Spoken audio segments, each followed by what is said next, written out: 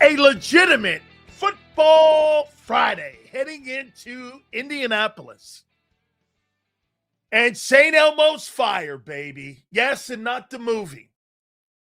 You are going to get some insight. Only place you can get the insight is right here on the National Football Show with Big Sills, because we are plugged in. How you doing? Hit the like button. Appreciate each and every single one of you. And we do got some news here, man. All kidding aside, Drew Rosenhaus will be having dinner on Sunday night with Howie Roseman. In Indianapolis, reservations are made for Howie and for Drew, Jalen Phillips, and also Jalen Carter. That will be talked about with those two. And then on Monday, Jimmy Sexton and Tom Dandy will be in town, CAA agents, and they will be talking about A.J. Brown. How you doing? This is the convention of conventions. This is where deals are made. By the way, a lot of these deals have already been kind of penned. Now it's kind of working out the details. And then when March 11th hits at 4 p.m., those deals start falling. You ever notice why those deals are done already? Because most of the legwork is being done right now as we speak. Much of the deals that you see or will see a little bit later on as we get closer to free agency, these deals are being talked about now with the agents. You know, when everybody starts, talking about, well, hey, Sills, when do you think they'll start having this conversation? And when do you think they'll start, offering deals? They're going to start doing this stuff right now. I tell you this constantly, guys. These contracts in every single thing, okay? These contracts are starting to be worked on right now. Guys, I want you to do me a favor on this Becton stuff. That's out. I have no interest in that. And nor should you. That's old news. Isaac Seumalo, I might be interested in, because I still think that this guy has some game left. I think Isaac Seumalo, okay?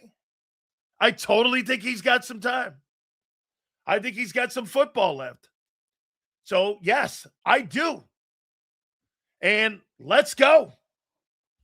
Yes, you're going to have agents talking. So, hey, by the way, I got to tell you, I got to start the show off with, are you ready? This is my new way of starting the show. I'm going to start doing this in honor of A.J. Brown. I've become an A.J. Brown fan. Here we go. Ready? Here, one more time. Yes, sir, baby. My boy A.J. Brown. Big Z's joining us at 3:30. Mike North will talk about the Indiana Bears, I guess. The Indiana Bears? All right.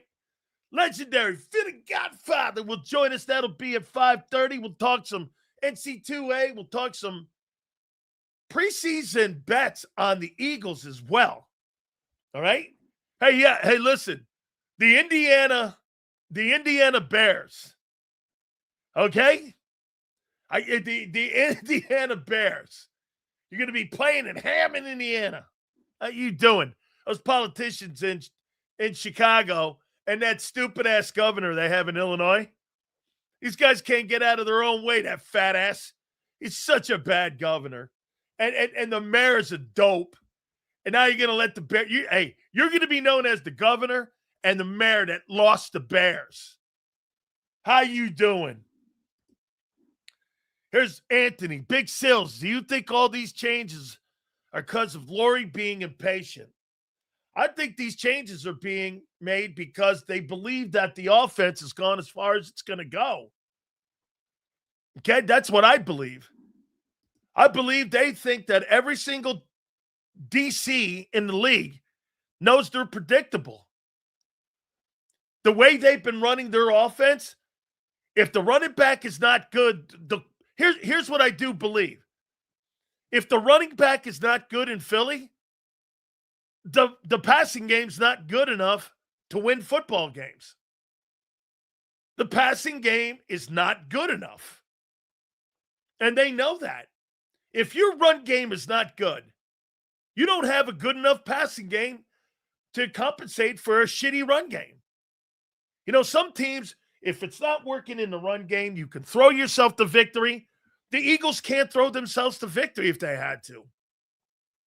4th and 11. How you doing? A.J. Brown was one and the only one that kept it real and spoke the truth all season. Eagles don't like the truth. Remember that. Hey, by the way, real quick, you want to hear something fucked up and funny? Cignetti now makes the same money that Sirianni makes in a season. That's correct. Nick Sirianni with all those great accolades. Isn't that funny, bud? The head coach of the Indiana Hoosiers has the same job as Sirianni has, but he has to take less shit. Indiana's a better job than the Eagle job. The Indiana Hoosier job's a better job than the Philadelphia Eagles. He makes the same money Nick makes. Can you imagine? And he doesn't answer to anybody. He has his own moat, picks his own players, picks his own coaches. He answers to a president. He doesn't have to kiss the ass of the owner. He doesn't have to kiss the ass of a general manager. This guy is one and all. How's that? This guy makes the same money Nick Sirianni makes. With all incentives and shit, base salary, 13.5. With incentives, he makes 16.2. He makes more money than Nick. How you doing? Hey, he makes more money than the head coach of the Eagles. Go figure that. All those things and all those accolades he makes. You got a college football coach making more money than that guy. Shit, the guy in Baton Rouge makes more money. Right? How's that for you? That's quite a job. That's quite a job. Seals the Combine is right around the corner. Trader Howie's open for business. Name 3 players you would not listen to offers for. I dig that. I'm going to put that down there. 3 players on the Eagles I would not trade.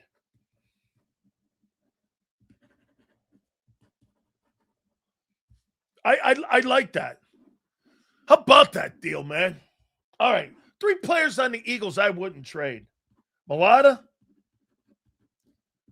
Cooper, and Q.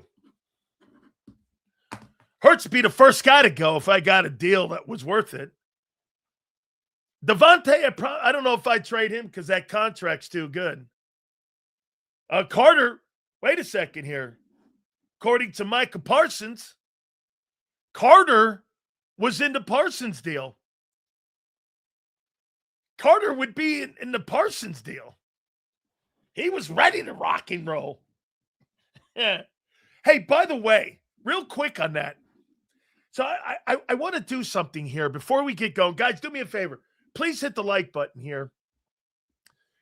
I got to listen to something here, and we're going to kind of do this like a little bit on the fly here because I want to double check something. And I got to hear something here. So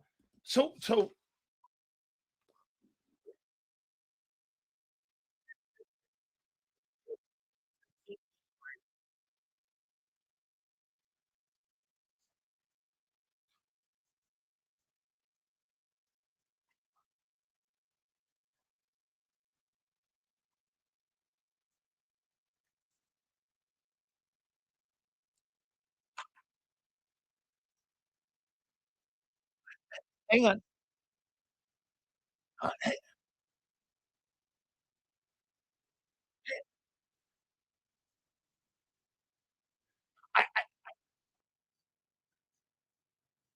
okay. Okay. I'll give you guys the inside of what I was listening to, because I was listening to Mike Vrabel. And see, Xander, the reason I didn't put it up so people could hear, because I didn't know if we could play that content. It was the one with Julian Edelman, and it was also with Gronk. So I didn't know if we could play that. So I wanted to hear. And he was talking about Mike Vrabel when he was playing for him in Indianapolis, or excuse me, Tennessee. And he made the comment, he goes, let me tell you something. Working and playing for Mike Vrabel, it's not comfortable like it is now. He says he holds you accountable. And he used to always push me, and I never realized what he was doing. But every single time, and I'm paraphrasing here, Mike Vrabel holds every single person accountable. You know, not like I have it now. It's comfortable. There with him, he makes it uncomfortable. And he's coaching the hell out of all of us. Damn. Slap, slap, slap, slap, slap, slap, slap, slap. That's a backhanded slap at Nick. Go back and listen to that. It's not as comfortable as it is now. Mike Vrabel holds you accountable. What? Hey, only Big Sills. I knew I had to go back and listen. I knew I had to go find, because there's golden nuggets in there. You just go in there and not as comfortable as it is now. A.J. Brown's taking shots at Nick Sirianni. Just like that. Hey, go over to my X account. All you have to do is listen to it. Okay? Wait a minute. Prince thinks, great take. So, Prince, you think it's more of a shot at Jalen? Interesting. Why would you think it was a shot at Jalen? Because what? You don't think the organization holds him accountable? And it's not as comfortable? Mike Vrabel makes everyone uncomfortable because he holds everyone accountable? Is that what you're saying? Why? I never said he didn't like Jalen. He doesn't like Jalen. I never said that. By the way, folks, all you have to do is go over and listen. That's a great take, Ramir. That's a great take. Right. Javon Hargrave said they don't work that hard here. Not like we do in San Francisco. It's a rich take considering he couldn't take accountability at the end of that playoff game. Huh. Well, I'm talking about, I see what you're saying, though. I don't think you're off. He cried and ran out the door. That's not an unfair criticism by M. Reyes. That's not an unfair criticism. This is not the first time we heard this. He's taking shots at Sirianni. And the accountability. That's not on Jalen. It's on Sirianni. I agree with you, Chris. This guy was taking shots. I'm glad you can't hear it, because I don't want to play. And push me to be a little bit quicker.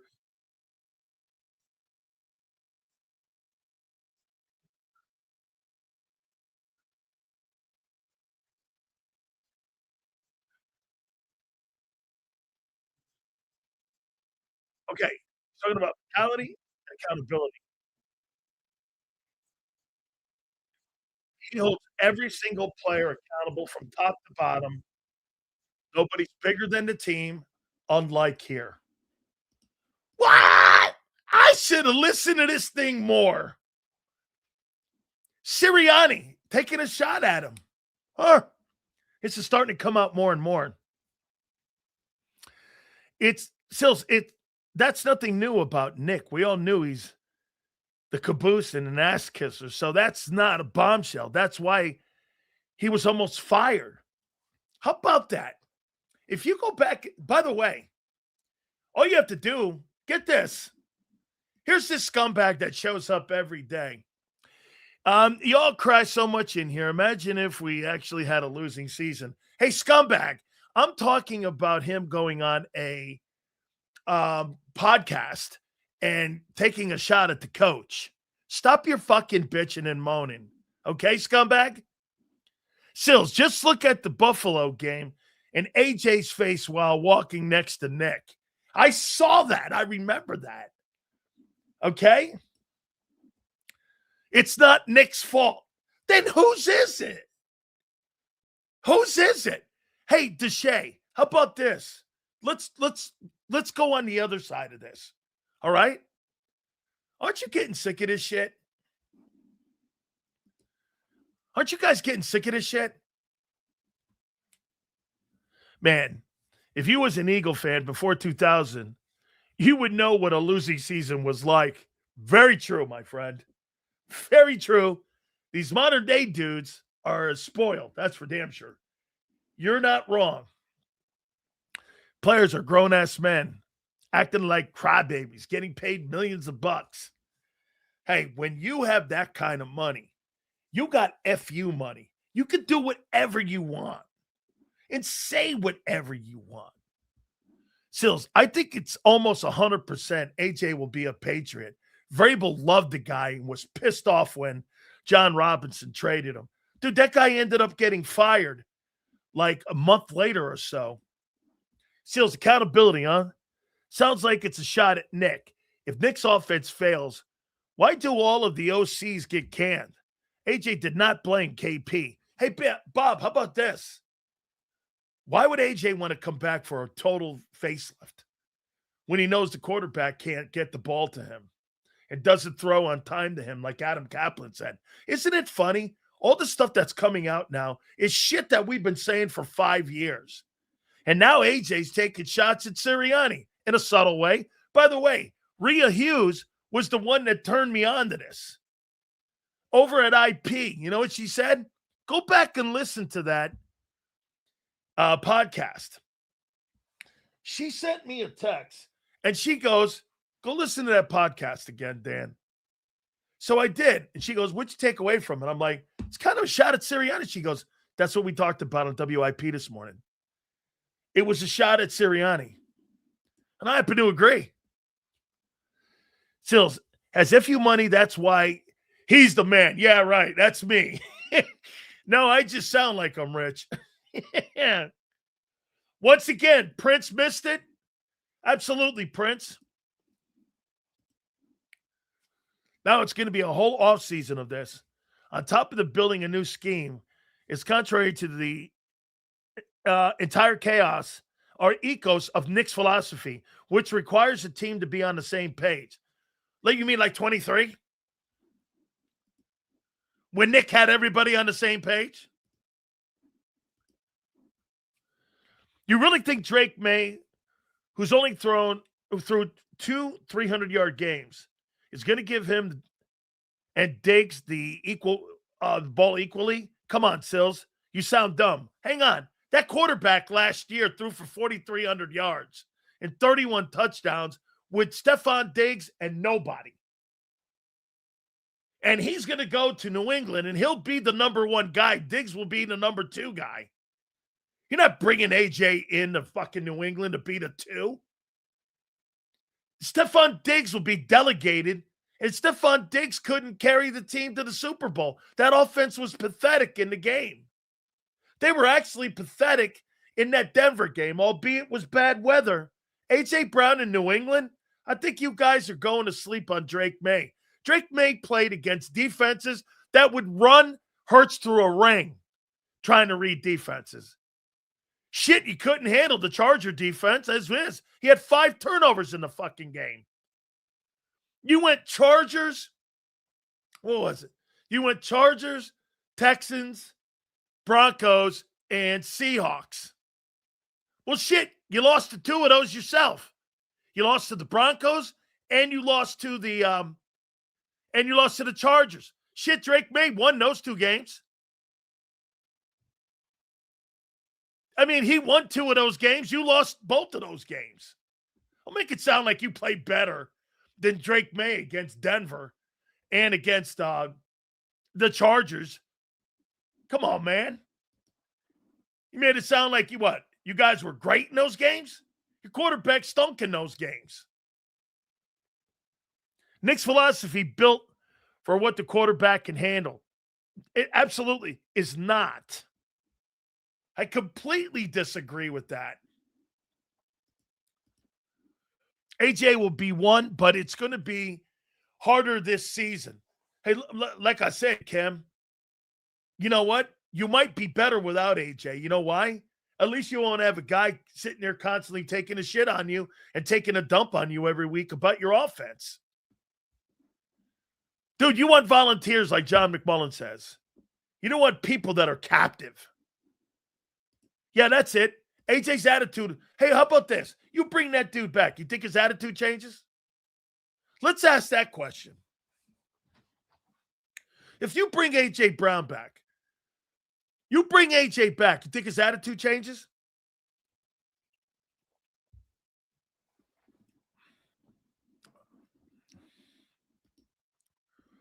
I don't shit on you. I revere you. I think you have a great organization. I think every organization does stupid shit, dude. Everyone, even the great ones, do dumb shit. Absolutely. Malcontent in the locker room. How about this? No. So, you think his attitude, right. Does anybody think his attitude's going to change? So, what player in this draft would you not draft? Rather, it's tape or red flags. Here. Hey, Kyle. This is going to be crazy. That Jeremiah Love kid, I don't know. It's got a little Ashton Genty to me. Now, I maybe take him in the second or third round. First round pick, top 10. That guy was on Bijan Robinson. Put the tape next to one another and do me a favor. You tell me if you thought he was Bijan Robinson. And play the tape next to one another. And put Bijan and put Jeremiah Love. And then you tell me. I did that the other day and I was talking to a GM. I said, you do me a favor, put Ashton Genty's tape on and Jeremiah Love. They kind of look alike. You put on Bijan Robinson and put it next to Love, and you tell me if you think they're the same guys. They're not. It's not close. Seals, with Jalen Hurts, it's the team. But when he loses, it's him. I'll address this. I thought quarterback doesn't win games. It's team, Sills. Which one is it? Okay? I never in a million years said that Jalen Hurts ever cost the football team a game. I never ripped him for losing that Super Bowl in 22 when he dropped the ball and it was a scoop and score. I never did that. I've always thought he's a caboose. I mean, he's a product of the environment around him. J-Mac spot on. Volunteers. Give me Bijan. Bijan Robinson is a superior player. Attitude or not, AJ ended up being right. He speaks for those who don't have the cannolis to speak up. He said himself, if he was to be the guy, he will. That's right. That's right. John Mendoza is great. What are you talking about? I think Fernando Mendoza is a third-round talent. Jalen's garbage enough with AJ opening up the receivers he routinely misses. How do you suppose the offense will look without him? Stay tuned. More shit show canceled. Shittier show on the way.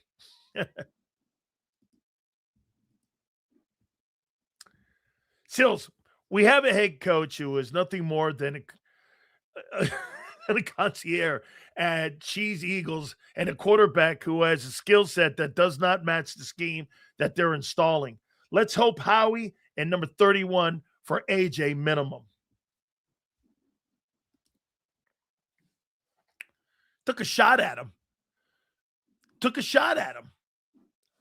Was AJ a locker room cancer? No. Or was he simply expressing what the team felt in the locker room but didn't say? Hey, Rasputin, have you ever heard a football player come out and say that AJ should shut his mouth? You'll hear that. Oh, wait a minute. Remember what I told you? The tar and feathering of AJ Brown will begin soon. It will begin soon, like you did with Nick Castellanos. Okay? Hey, just like your quarterback can't read a defense. AJ's not a cancer. And fuck all you people who think that. He's not a cancer. I don't think that. Cancers who speak out the truth. Yeah, he's a cancer. To be honest, AJ's more of a leader than Hurts. Hurts speaks for Nick and AJ speaks for the players, plain and simple. I agree. You said he's limited, which means he's hurting the team, which means he doesn't elevate the offense. Hey, Z-Man, let me ask you this. If your run game is not good enough, can your quarterback win by throwing the football on a week-to-week basis? Yes or no? Talking to you, brother. If your run game does not get back on to the rails, okay? If it does not get on the rails, can you win football games throwing the ball week to week? No. Anybody. We will know this year. Hey, Ramir, indulge me. Do you think he can? Even Barkley says Bijan has the best cuts in the league. Bijan Robinson, when he... Hey, remember, Kim, when I told you coming out of college? I think it was the Jalen Carter pick. And I said Bijan Robinson will be the best running back in pro football. Now, the kid Gibbs up in Detroit can make that argument as well. He's in that conversation too. He's a heck of a football player. But we said coming out of college that Robinson was a special player.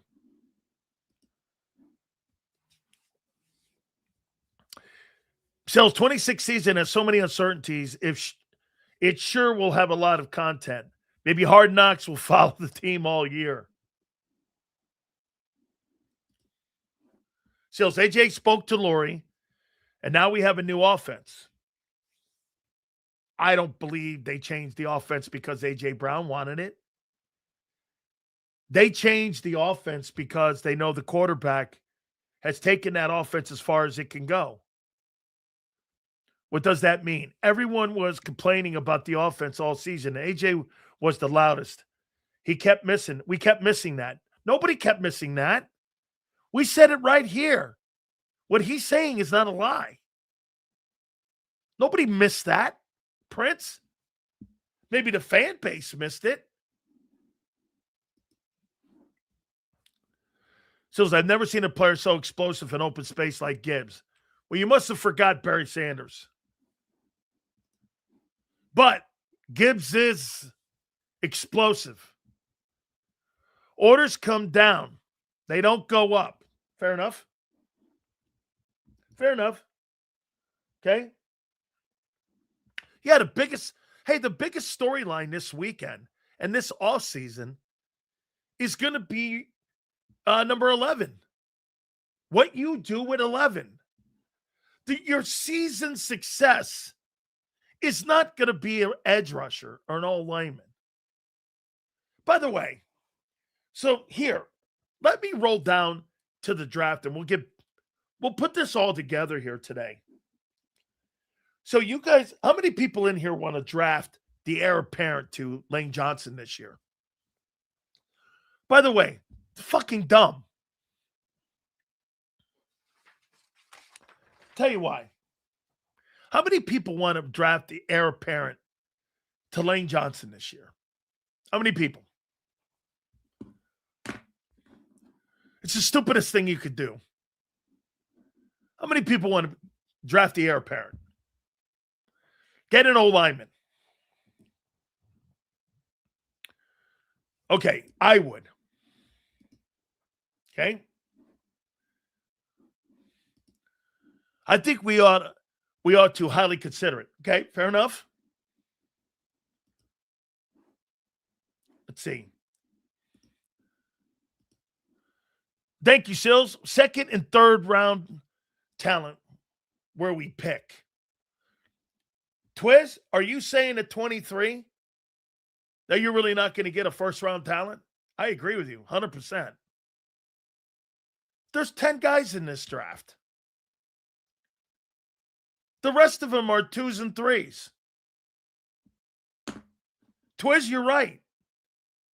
If you think you're seeing fucking like massive, like you're going to get a spectacular player at 23, you're out of your mind. The chances of you landing on Quinyon Mitchell and Cooper DeJean is 1,000,000 to 1. You got a better chance of landing on Sidney Brown or a better chance of landing on Nolan Smith than you do landing on Quinyon Mitchell at 23. So before you start sitting there going, let's get a guy at 20, an old lineman at 23, that'll be Lane John. Remember something. Where did you guys pick Lane Johnson? Anybody remember the pick you took him at?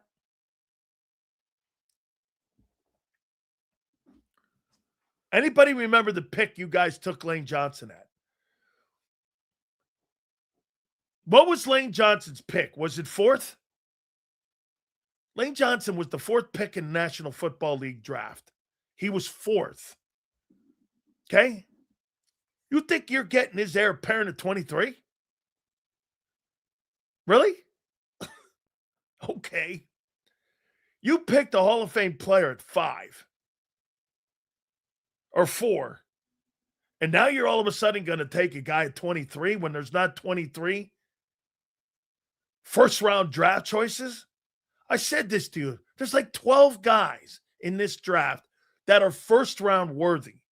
It's a pretty good offensive line. And by the way, Fernando Mendoza is not a first round talent.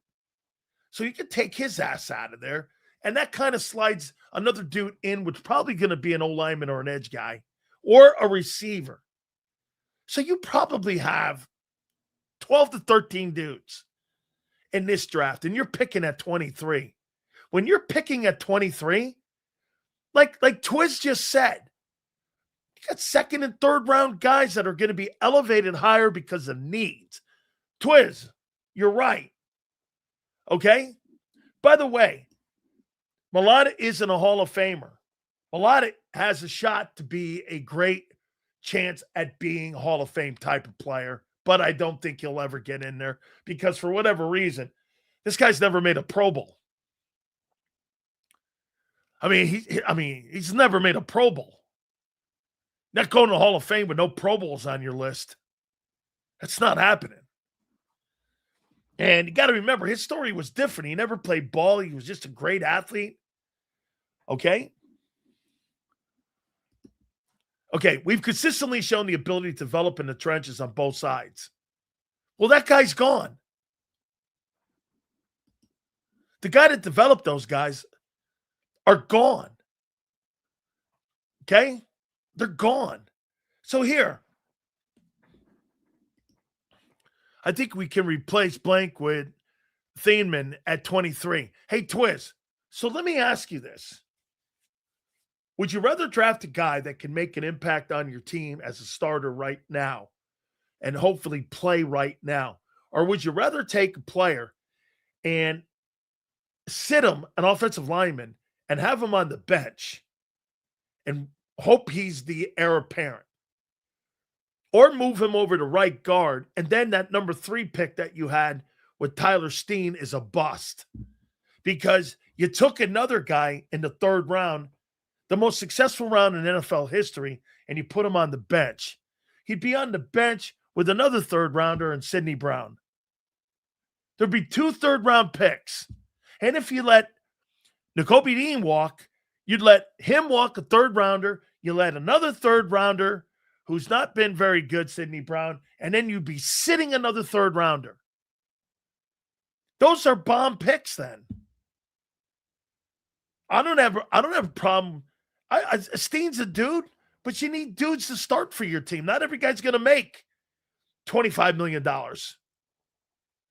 So wouldn't you rather draft a guy that's going to help your team now than sitting and waiting and going, well, there's Lane Johnson's heir apparent. You need bodies now, especially if you lose Jalen Phillips. What are you going to do with CB2? You going to bring back Adoree'? You going to put him back there? And if Jalen Phillips is not there, you're going to go into the draft and draft an old lineman? Or are you going to go into free agency and say, I don't know, Bradley Chubb, that's a $13.5 million deal? Or do I push my chips in, move draft picks, and go get Max Crosby, which I don't want? The Eagles don't have to get Max Crosby. As a matter of fact, Max Crosby doesn't make sense. The Eagles don't need Max Crosby. They've won how many games? 25 ball games the last 2 years without a guy like Max Crosby. They're 4-1 in the playoffs. Or 3-1 in the playoffs. 4-1? You guys you're 4-1. Okay, you're 4-1 in the playoffs. So 3-1 in the playoffs the last 2 years. The fuck, you don't need a guy that's going to cost you $35 million and draft picks, and you lose Phillips anyway, and you're moving more picks. That don't make sense. It's bullshit. Hey, Bradley Chubb, I'm interested. Jalen Phillips. Listen, if the market really is what I think it's going to be. Here, let me show you something. I'm going to give you guys a little. I'll tell you what's happening right now. Agents are spiking these numbers. It's not reality. Do I believe that Jalen Phillips right now is Jalen Phillips market. Jalen Phillips, Xander said it. Jalen Phillips market value. Let's see if it's right. 17.3. That sounds right. That sounds right to me. I mean, $52 million over 3 years. 3 years, $52 million. 4 years, $98. Sure. That sounds right. But you know what you got agents doing? He's going to get 23. It's because the agents are talking. Here, let me give you another one. So Mike Evans' agent is barking about Mike Evans getting $20 million because that's what he's making right now. Let me show you what Mike Evans' market value is right now. It's $13 million. It's $13 to $14 million. It's not $20 million. You think 33-year-old wide receiver who's coming off an injury is going to get $20 million? In fucking what world? Who's giving Mike Evans at 33, who's no longer a 1, he's a 2 at best? Who's giving him $20 million? Here, let's do a bigger one. Let's see a guy like Linderbaum. Now, this is going to be high. Okay? This is going to be high because why? Okay. Tyler Linderbaum, estimated between 17.7 and 19.25. Well, he's a Pro Bowl center. 4 years, 69.7 to $76 million. That's what the market value is according to the NFL Players Association. But yet you're going to hear people talking $25 million. Why? Because the agents are talking, because they're in Indianapolis and they're getting ready. Hey, you know what you do? You fix up your damaged car, you put new tires on it, you put the new paint job on it, and you towed it out there. And what you're doing is you're trying to get yourself a high volume like you would try to sell your house or your car. Let's fix it up, give it a paint job, give it a nice wax, and you put it out there, and you're hoping people bite on it and go, yeah, I'll buy it. It's got an oil leak. It's got bad tires. It's pulling to the right. You get in the car. It's not the same. These are agents talking.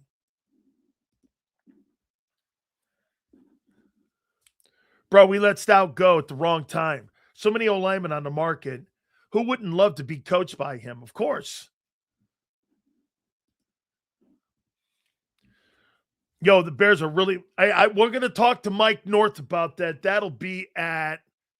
We'll do that at 4:30.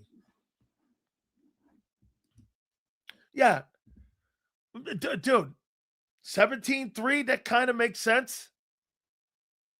For Jalen Phillips, 20s? No way. Not paying that. Shit, I'll get Bradley. Here's Bradley Chubb. And I think he's just as good a player. You show me what Jalen Phillips has done that's better than Bradley Chubb. Bradley Chubb, market value.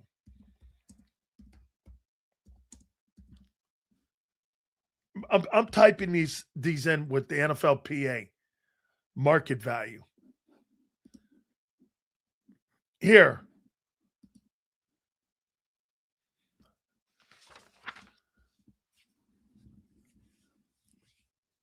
$12.2. 12.2, 13.1. Sure. Sign me up. I'll take that. I'll take 13.2 for a guy who had 8.5 sacks last year. You put him next to Jalen Carter, he might have 11 sacks. Bradley Chubb has been more accomplished. Jalen Phillips is a good. Listen, I don't like talking shit on the kid because I like him. And I like him a lot. I think they keep him as O-line for the explicit purpose of him helping find the new wave of O-line players. And he said, F you, figure it out yourselves. Hey, did you see that one comment that that our friend Brian Bollinger said? And unfortunately, some of you said when you guys were saying that, Sills, you said he wasn't coming back. Supposedly, he was going out with Stoutland, and he got talked back out of it. He was all but gone, according to Brian Baldinger. He was all but gone, and he got talked back into staying. That doesn't sound like a guy to... Now, I'm not saying he's not going to come back in, and he's not going to play, but Brian Baldinger, you guys have seen him on our program numerous times. He was all but gone. Lane Johnson. Seals, I would trade back out of the first round for a player, a high 2027 pick. Here, let me give you guys a little bit of this, and I'll show you where the cutoff is this year.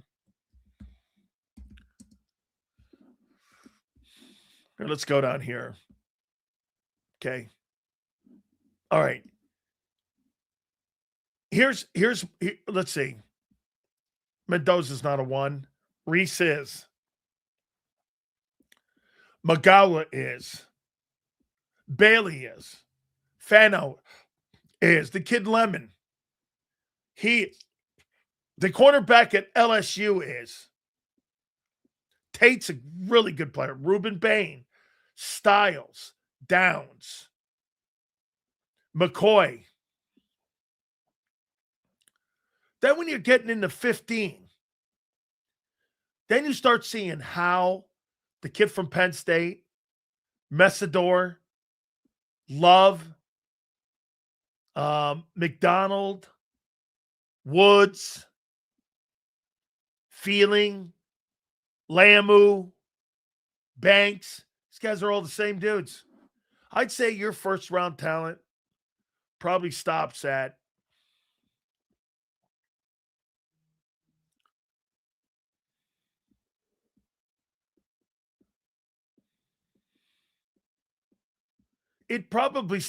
the kid from Penn State at 16. There's probably 16 dudes in this draft that are worthy first rounders. You don't truly think that guys that every year that in the first round, just because they say they're first rounders, that doesn't mean that they're first rounders, right? Right? Hey, right? Correct, right? You understand that. You don't see, there's not 31, 32 first rounders. And my problem with this would be, so you draft Lane Johnson's heir apparent and you sit his ass on the bench, or what do? You bench Tyler Steen and put him at right guard? You're defeating the purpose of finding another starter. You have to address your defense. And you might have to address a wide receiver. How you doing that? With the heir apparent? Why don't you fucking get the heir apparent the year you need the heir apparent? Like when the guy retires. If you miss on him, go draft another guy the following year until you get it right. Why would you sit a guy that you need potentially a corner or an edge rusher or a wide receiver or tight end? The areas of your football team that you'll be missing this year, you don't know right now. Well, I bet you Howie has an understanding. I'm not offering Goddard, or I am. Goddard, here's $9 million. Here, look at this. There's something to think about with Dallas Goedert, too. So somebody's pointed this out to me yesterday about Dallas Goedert.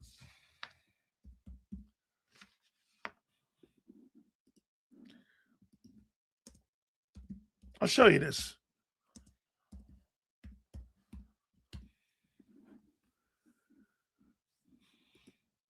They got a $6 million valuation on him.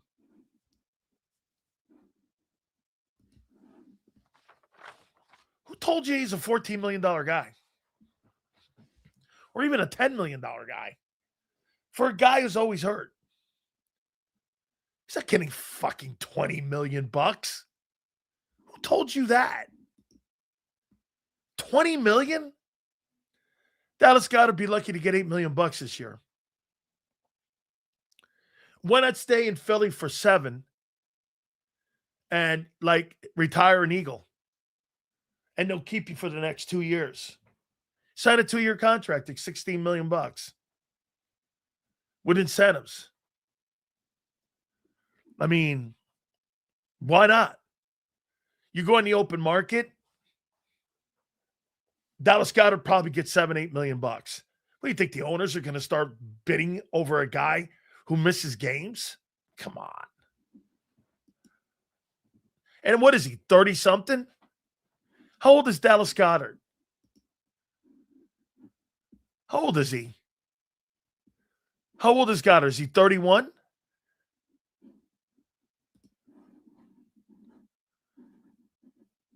Let's see. If Dallas Goedert leaves, not Goddard. Goddard's 30. I thought Dallas got 2 years, $18 million. Why not?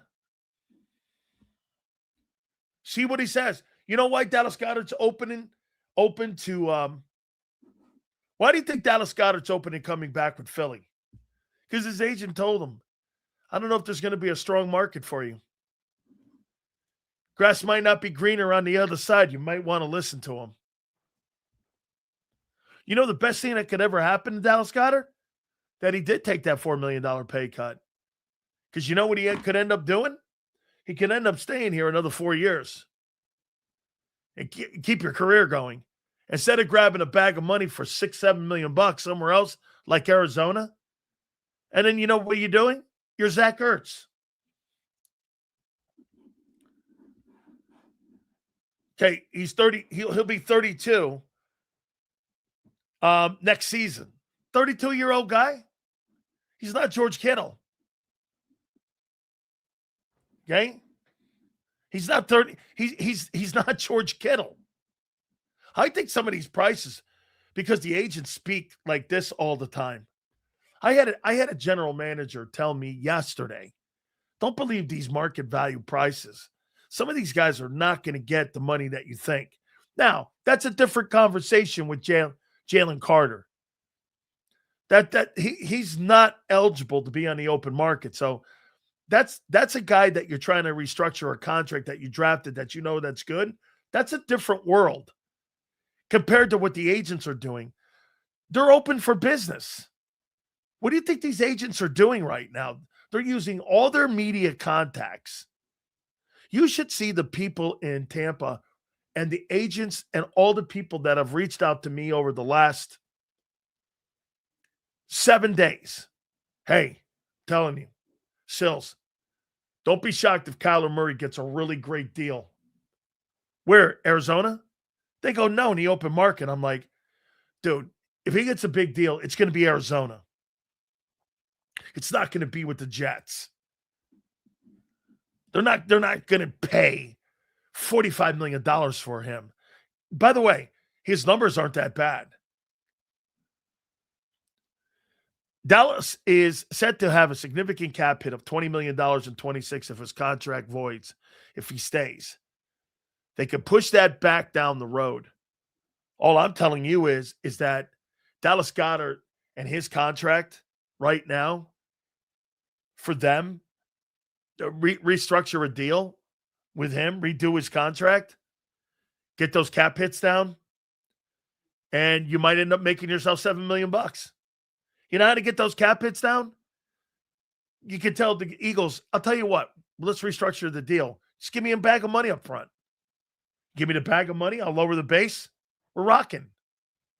Money in the bank versus money promised. Never take it. Hey, I got an IOU. Fuck that. How much are you going to put in my bank today? I don't care about 4 years from now. I don't care about 10 minutes from now. NFL players want the money in the bank. Promised money is phony money. Every agent and every player will tell you. You know how many times NFL organizations promise you cash and never come through with it? They end up whacking you, and you end up the promises are this. How many contracts have you seen where a guy gets a 3-year contract and he never fulfills the deal? 80 to 90% of those contracts, they never fill the deal. You never see the deal come mature. They're always whacking you prior to the deal being executed. Because there's loopholes and they can get out. Because now they can defer the money out. So if you're looking to replace AJ in the draft, who do you think it should be? I'm not going to replace AJ Brown in the draft. I'm going to replace AJ Brown in free agency. Why? Because I trust Howie to draft a wideout? Because he's gotten one right in like 25 years? I'm going to go free agency. I'm going to try to get people like, wouldn't it be wild if you ended up getting Jefferson back? The guy you should have had? I'm going free agency for those guys. Why in God's name would I go into the draft and try to think that I'm going to replace AJ when I'm revamping my offense? Hey, if you had Justin Herbert, or if you had somebody like Patrick Mahomes or Matthew Stafford, yeah, go into the draft, get a wideout, develop them. Jalen Hurts is not going to develop a wideout because the offensive scheme's not going to. Now, this new one might. I don't know. I still got to wait and see what they do, because some of the shit that's being said about the offense that they're going to try to run, I don't believe it. It's too whacked. They want guaranteed money up front because What if you're into your contract, they get injured bad, and they're not the same player? Yeah, and you know what the teams do? They whack you, and what they do is they don't come through on the contract that they get. You know what's funny? I hear people always go, hey, player signed a 3-year deal. He shouldn't have signed it if he didn't want to be here. Oh, really? Well, how many times have the organizations ever actually, when you sign a player to a 3-year deal, that you live up to it? Barely, never do you see that happen. How come that only applies to players? Hey, you signed a contract. Shut up and play. Hey, Eagles, you signed a 3-year contract. Honor your obligations. It's okay for the team not to honor their obligations, but when a player doesn't want to honor him, he's an asshole. Sorry, I'm not there. Get this. Listen to this fool's gold right here. The fuck are you talking about? He developed 2 1,000-yard receivers in 4 years in a row. And that's why they're changing the offense completely around.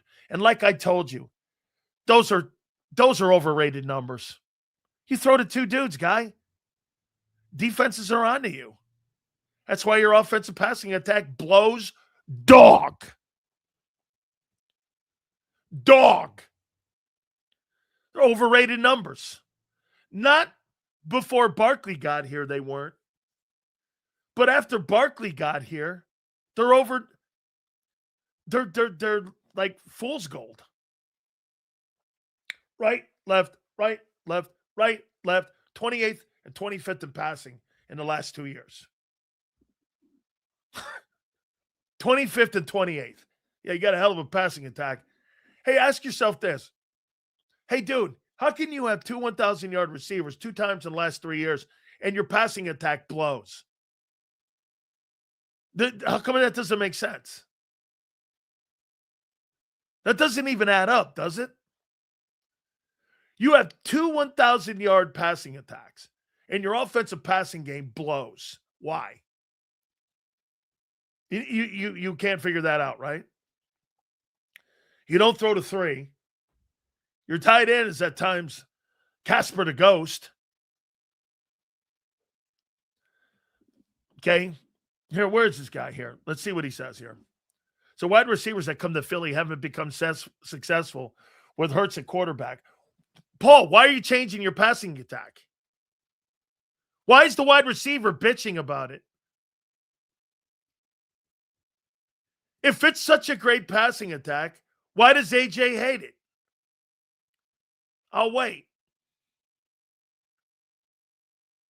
Let me guess. Coordinator. Is that right? Coordinator.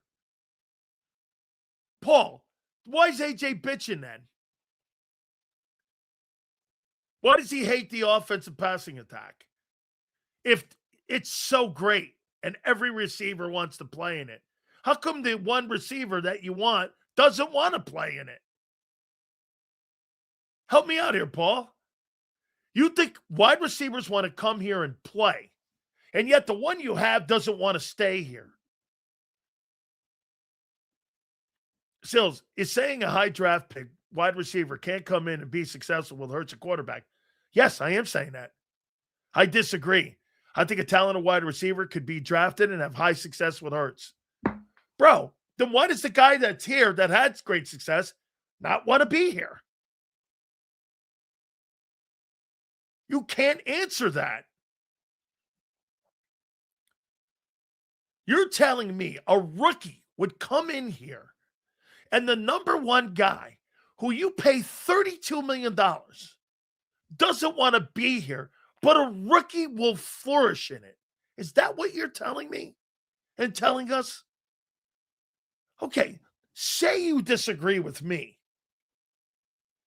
Why does AJ not want to be here? Do you think there's a guy in the draft, Paul? AJ will bitch anywhere he goes. Hey, I never heard him bitching in Tennessee. The only thing I heard him bitching about in Tennessee was money. Because they were trying to hijack him out of $4 million. Welcome to the net. No, I just comment on what people are saying. Welcome to the National Speculation Show. What factual evidence do you have that AJ doesn't want to be here? I'll wait. Get this. Who subscribes to this? With what you heard all last year, him complaining about the offense, him bitching about the quarterback, what evidence do I have? Stay tuned, son. About to get nice and chippy around here. I'll tell you what, Spray Man, we shall see. If you keep him, it'll be a disaster. If you don't keep him, it'll be a disaster. Sills, with the new scheme, will the offense still run through Barkley? If so, he better be working on pass catching. I'll show you something with Barkley here. Barkley's only season that he was decent catching the ball was his rookie year. The next 6 years, he stunk.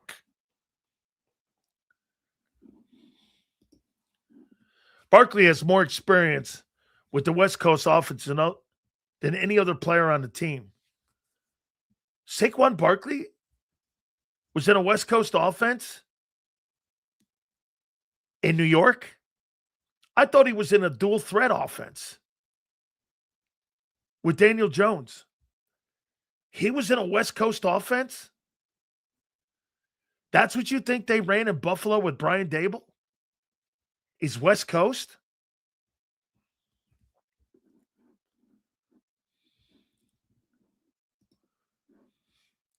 Sills' passing attack wasn't 16th in Sills' passing attack was ranked 16th and 23. Yeah, with 31 turnovers. Don't forget that. You had 31 turnovers. Or what was it? You had 15 turnovers and 9 fumbles. You had 24 turnovers in 17 games. Not counting the playoffs in 23.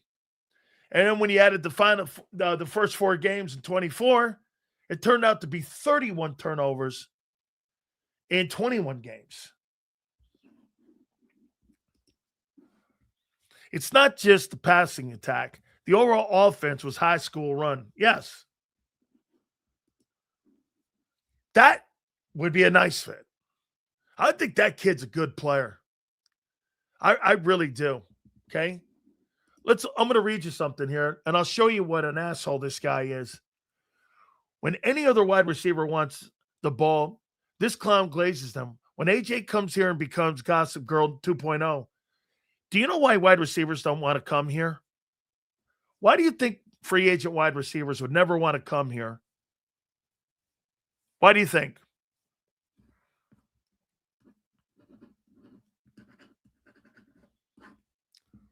Why do you guys think big-time wide receivers would not want to come here?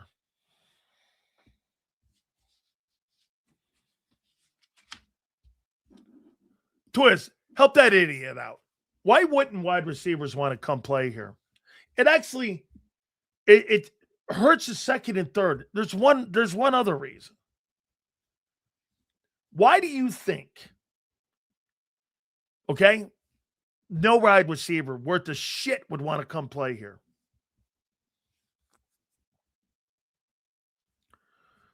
Okay? Here. So you're missing him. What were AJ's numbers in 23 and 22? He forgets to tell you that Barkley changed the numbers. After Barkley got here, his production went down. He forgets Barkley.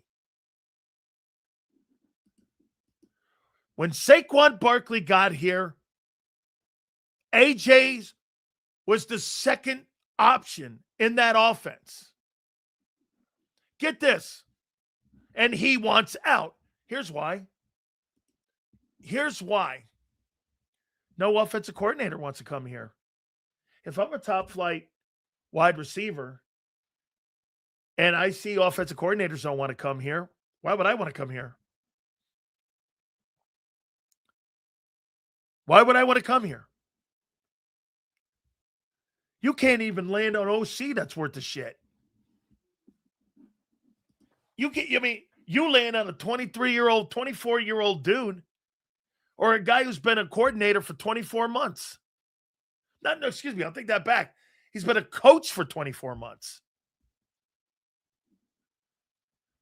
Fact check. Who was the last top wide receiver before who came? I don't remember. In the Nick Sirianni era? As a matter of fact, the last top wide receiver that you guys signed was back in Andy Reid's day. That was T.O. Alshon, not a top wideout. Good player. You couldn't even land a decent wide offensive coordinator. What makes you think you're going to land a top flight wideout? Okay, so Barkley was in the West Coast scheme, correct? So it comes down to Jalen making those throws. Barkley was in a dual threat offense in New York. Daniel Jones was like dual threat stuff. Ran RPOs. You don't think Daniel Jones ran RPOs with Brian Dable? Brian Dable ran RPOs with Josh Allen in Buffalo.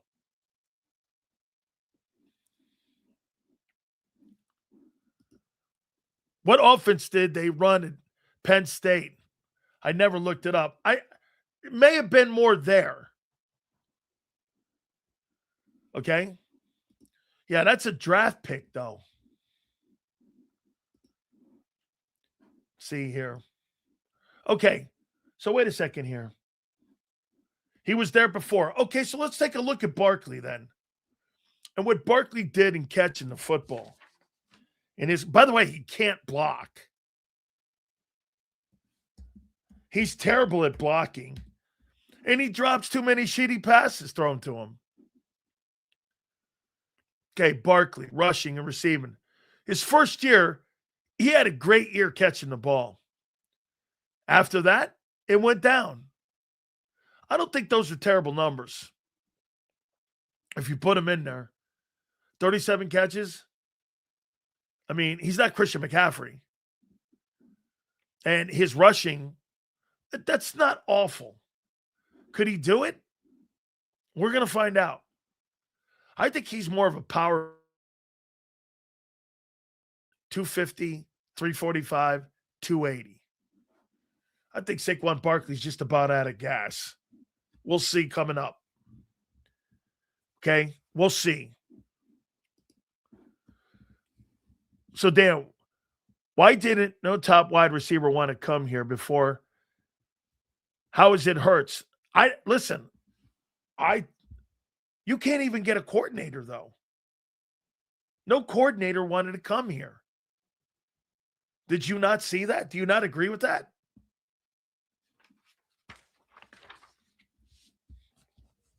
No coordinator wanted to be here. Let me see Breece Hall for a second.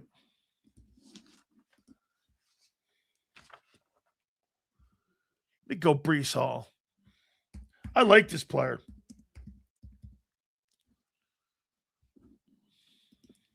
Plus, he's in the Jets. God forbid. So, 994, 1,000 yards, 876. He's pretty damn durable. 17 games, 16 starts, 16 games, 16 starts, 16 games, 16 starts. 76 catches for 591. 57 catches for 483. 36 for 350. And this is all with the shitty Jets. I think this guy's good. And he's 24 years old. I like that kid. Barkley's numbers went down when Daniel Jones took over. Yeah, because he probably took snaps away on the reps in the run game. because of the RPOs. Eagles like coaches that they can mold and control. No, they don't. Mold? What coaches? Let's do something here. Vic's been here 2 years, right? Let's see. Bobby King's been here 2 years. Clint Hurt's been here 2 years. Who on offense now? Let's take a look on offense. Who's been here more than 2 years? Nick. Who else? Well, all those coaches are gone. Wide receiver coach. Running back coach. 2 years. You got 2 coaches on offense that have been here longer than 2 years. On defense, you got a brand new DB coach. You've got coaches that have only been here 2 years. The guy with the most longevity in the Philadelphia Eagles as a coach is Nick, and he's the only one. Wide receiver coach and running back coach, and Nick. Of the longest tenured coaches on the Eagle coaching staff.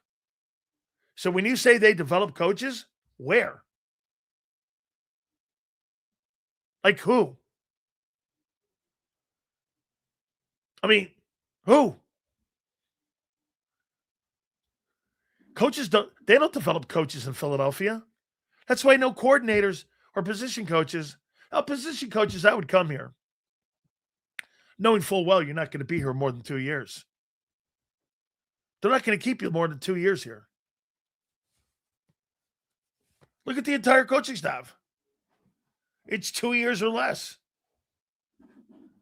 There's 3 guys that have been here longer.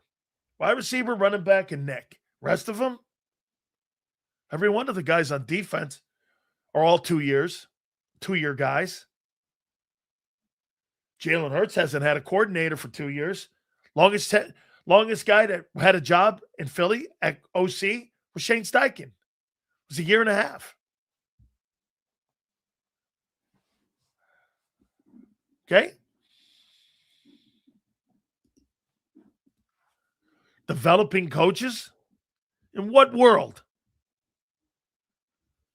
In Saquon Barkley's rookie season with Eli, throwing him the ball, Pat Shurmur designed a West Coast offense. He had a great year receiving. He did. I looked at the numbers. He did. That was 7 years ago. Seals, the Eagles say they're a quarterback factory, but what quarterback has ever left and has amounted to anything? Well, you don't really want him to leave and go anywhere else and be a star.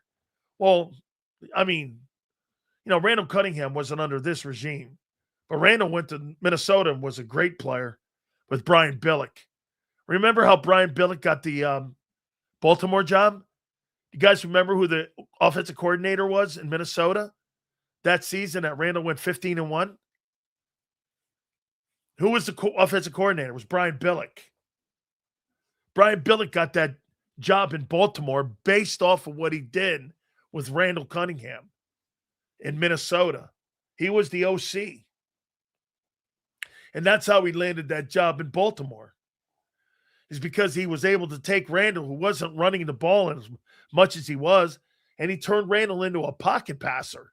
And Randall was throwing the ball all over the field that year, if you remember right. He had a great year. I think Randall may have even won the MVP that year.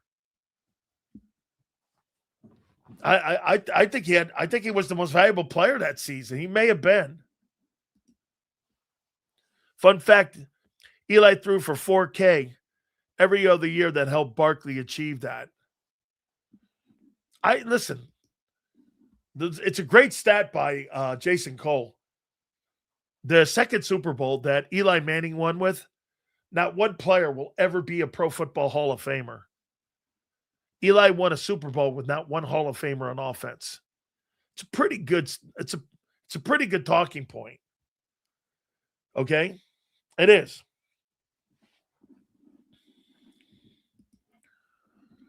He also had Chris Carter, Randy Moss, and Reed. Reed was great. Reed was great in the slot. Moss was sensational that year.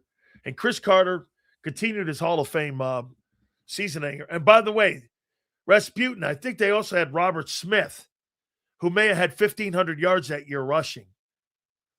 Robert Smith was the former Ohio State guy. I think he had 1,500 yards, Robert. Or Rasputin. Am I right when I say that? I think he had 1,500 yards.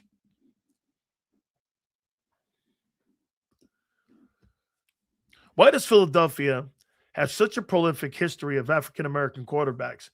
Very different than every other team. I think it's great. Vic, Donovan, Jalen Hurts, Randall Cunningham.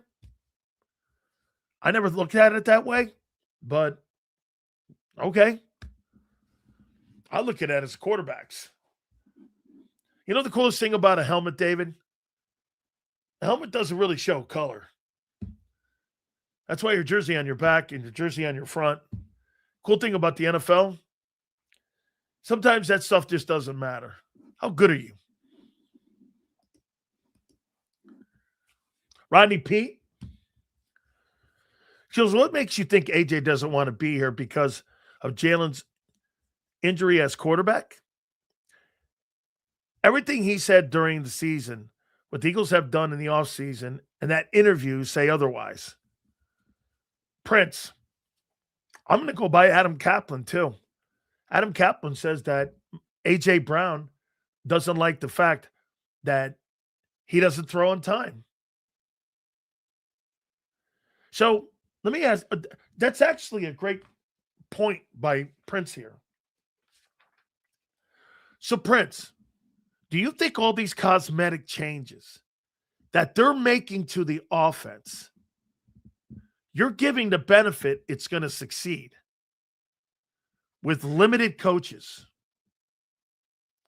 and people the Eagles are picking off the scrap pile as coaches is going to work? Is that right? These weren't frontline guys they wanted.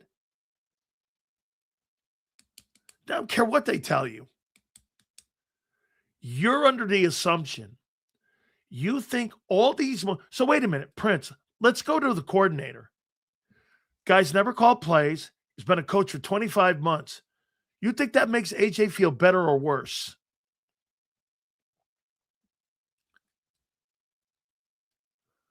You think that makes him feel better or worse? With the quarterback that he has had, you think that makes him feel like, hey, I can't wait to see what they do? Says, I don't know. I feel the players think the philosophy doesn't work anymore. Okay. And that's why the change. I'm asking you, what do you think a player thinks when you hire an offensive line coach to replace a guy that has had so much experience, and you hire an offensive coordinator who has no experience, and you hire a pass game coordinator and what's his name? That kid Parks. And you hire that guy as your quarterback coach, and that guy was the passing coordinator last year. What's changing?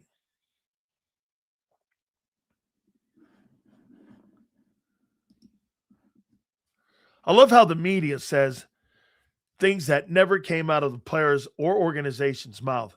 I'm leaning towards AJ being an Eagle. Okay, so you think all right, let's ask this question.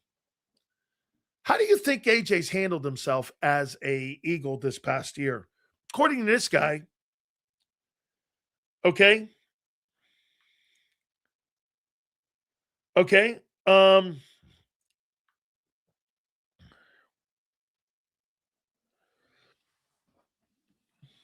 how do you think he's handled himself according to SS here this past year and up to right now? Let's see here. Okay.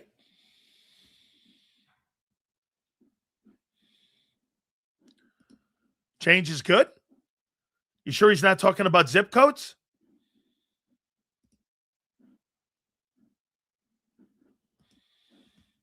I don't think AJ thinks it's the play caller, the head coaching philosophy, or playing it safe. It's more of an issue. Jalen and AJ have had success with brand new play callers before. Okay, David, then what is it?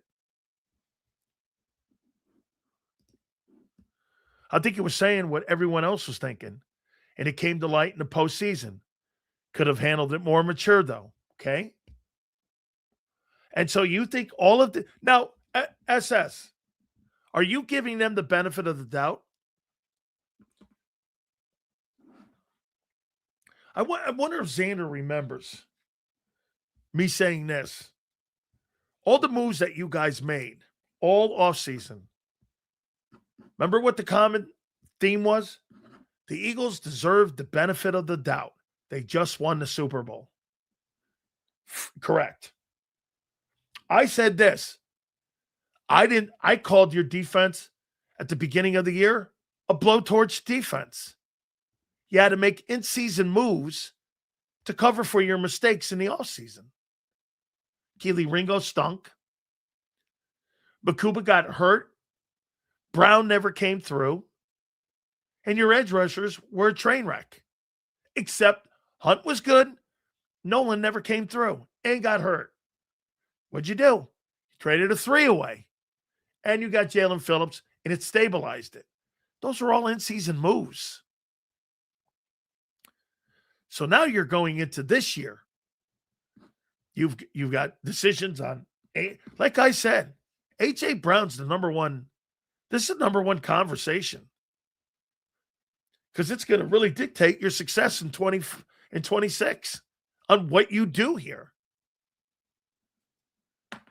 And no, I wasn't. Was not completely wrong. You couldn't stop the run at the end. And in the playoffs, you got fucking destroyed by a JV team. When it mattered, you got worked. Here. And as I said also, let's go here. I told you guys this flat out. None of you wanted to believe it. Well, here, let me give you what went down. So all the way up until September, Liars Month, you guys were 4-0.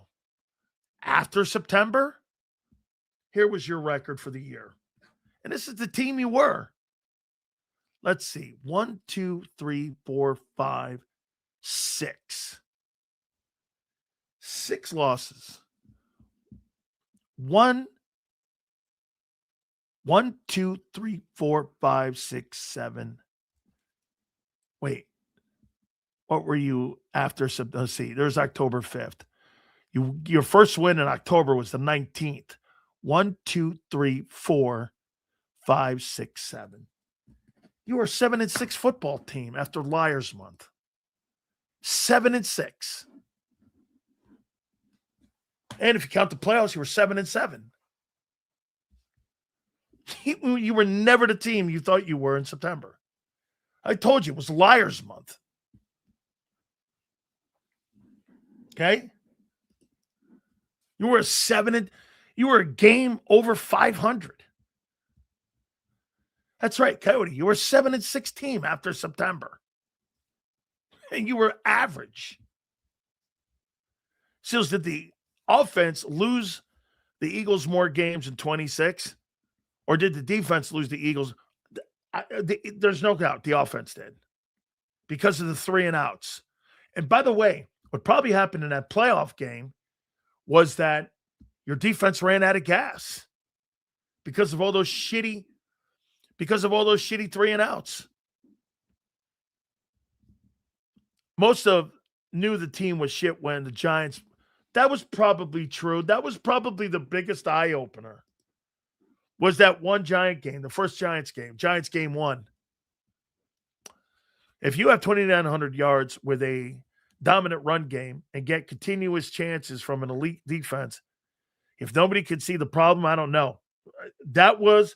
I think, by the way, John, I think that was one of the things that was pointed out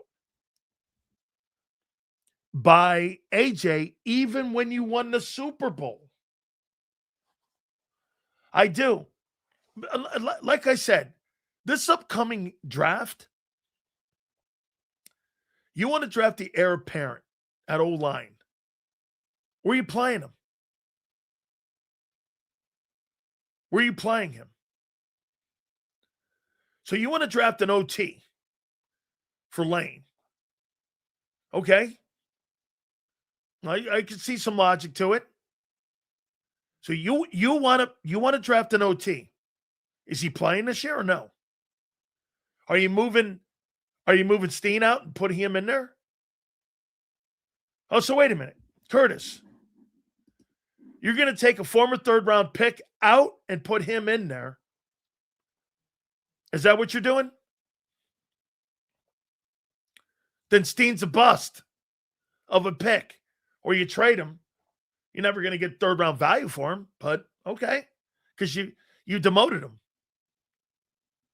So is Steen just holding a job? Aren't you trying to acquire starters? Aren't you trying to fill holes? So you're going to take an old lineman, Lane's heir apparent, and put him on the bench? Or put Steen on the bench? Aren't you defeating the purpose? Steen's a starter, right? Steen's a starter. Go find another starter. That's two starters. Aren't you trying to attract, and aren't you trying to fill holes or create them? Are you trying to create them? Now here, you could always move out of the first round with that 23 and acquire more second-round picks. And get yourself a couple more second rounds and a third rounder and get yourself a good old lineman there. And you can also fill holes. Dude, after around 13 or 14, maybe 16, there's only about 16, 13 first-round picks in this draft. Outside of that, everybody's the same. Here, I'm going to show you something here. Okay? Let me point this out to you guys. Okay? Let me point this out. All right? Top offensive lineman prospects. I gotta go into my Bledsoe here.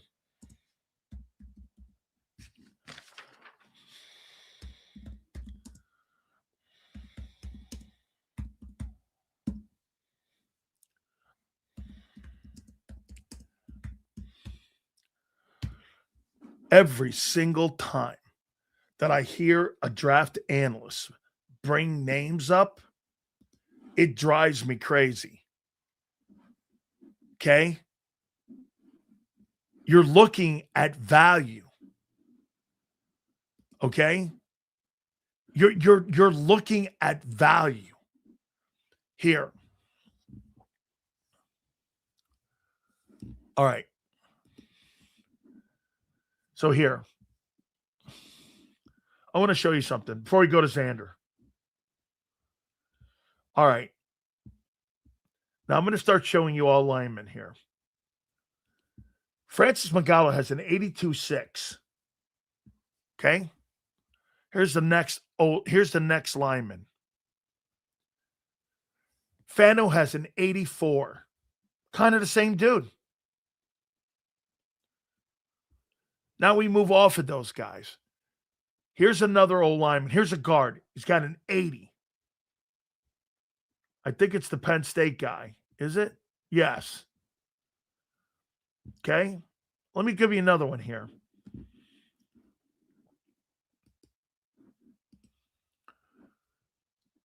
Come up here. Hang on. We'll get this in right in a second here. Okay. Here's a tackle. Lomu. He's got a 68.4 rating. And the next guy, tackle, has a 72. These are the same fucking guys. These are the same dudes. Same guys. I mean, look at Messidor. 92.5. Let me give you another edge.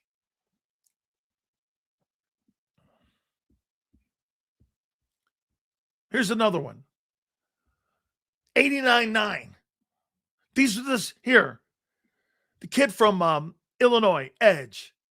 He's a 78.3. What's Messidor? Messidor is a 92. And that's quite a difference. That's 33 pick. Now you're into like the second round. You're deep into the second round now with the kid from Illinois. Do you see my point? If you guys are looking at names, you got to be looking at how you evaluate these draft picks. People fall in love with names too much. Hey, by the way, I made a mistake on Jalix Hunt by looking at the school. Nobody had a high rating on him except Philly. They saw him as a quality prospect. Nobody had, I guarantee you, nobody's drafting that guy in 4, 5, or 6. The Eagles, they were looking at him. They were scouting him. All right. I want to bring Xander on with this. Hang on for a second. Hey, folks, this is how we're going to bring Xander on. You ready? Watch me here. Watch this. You ready?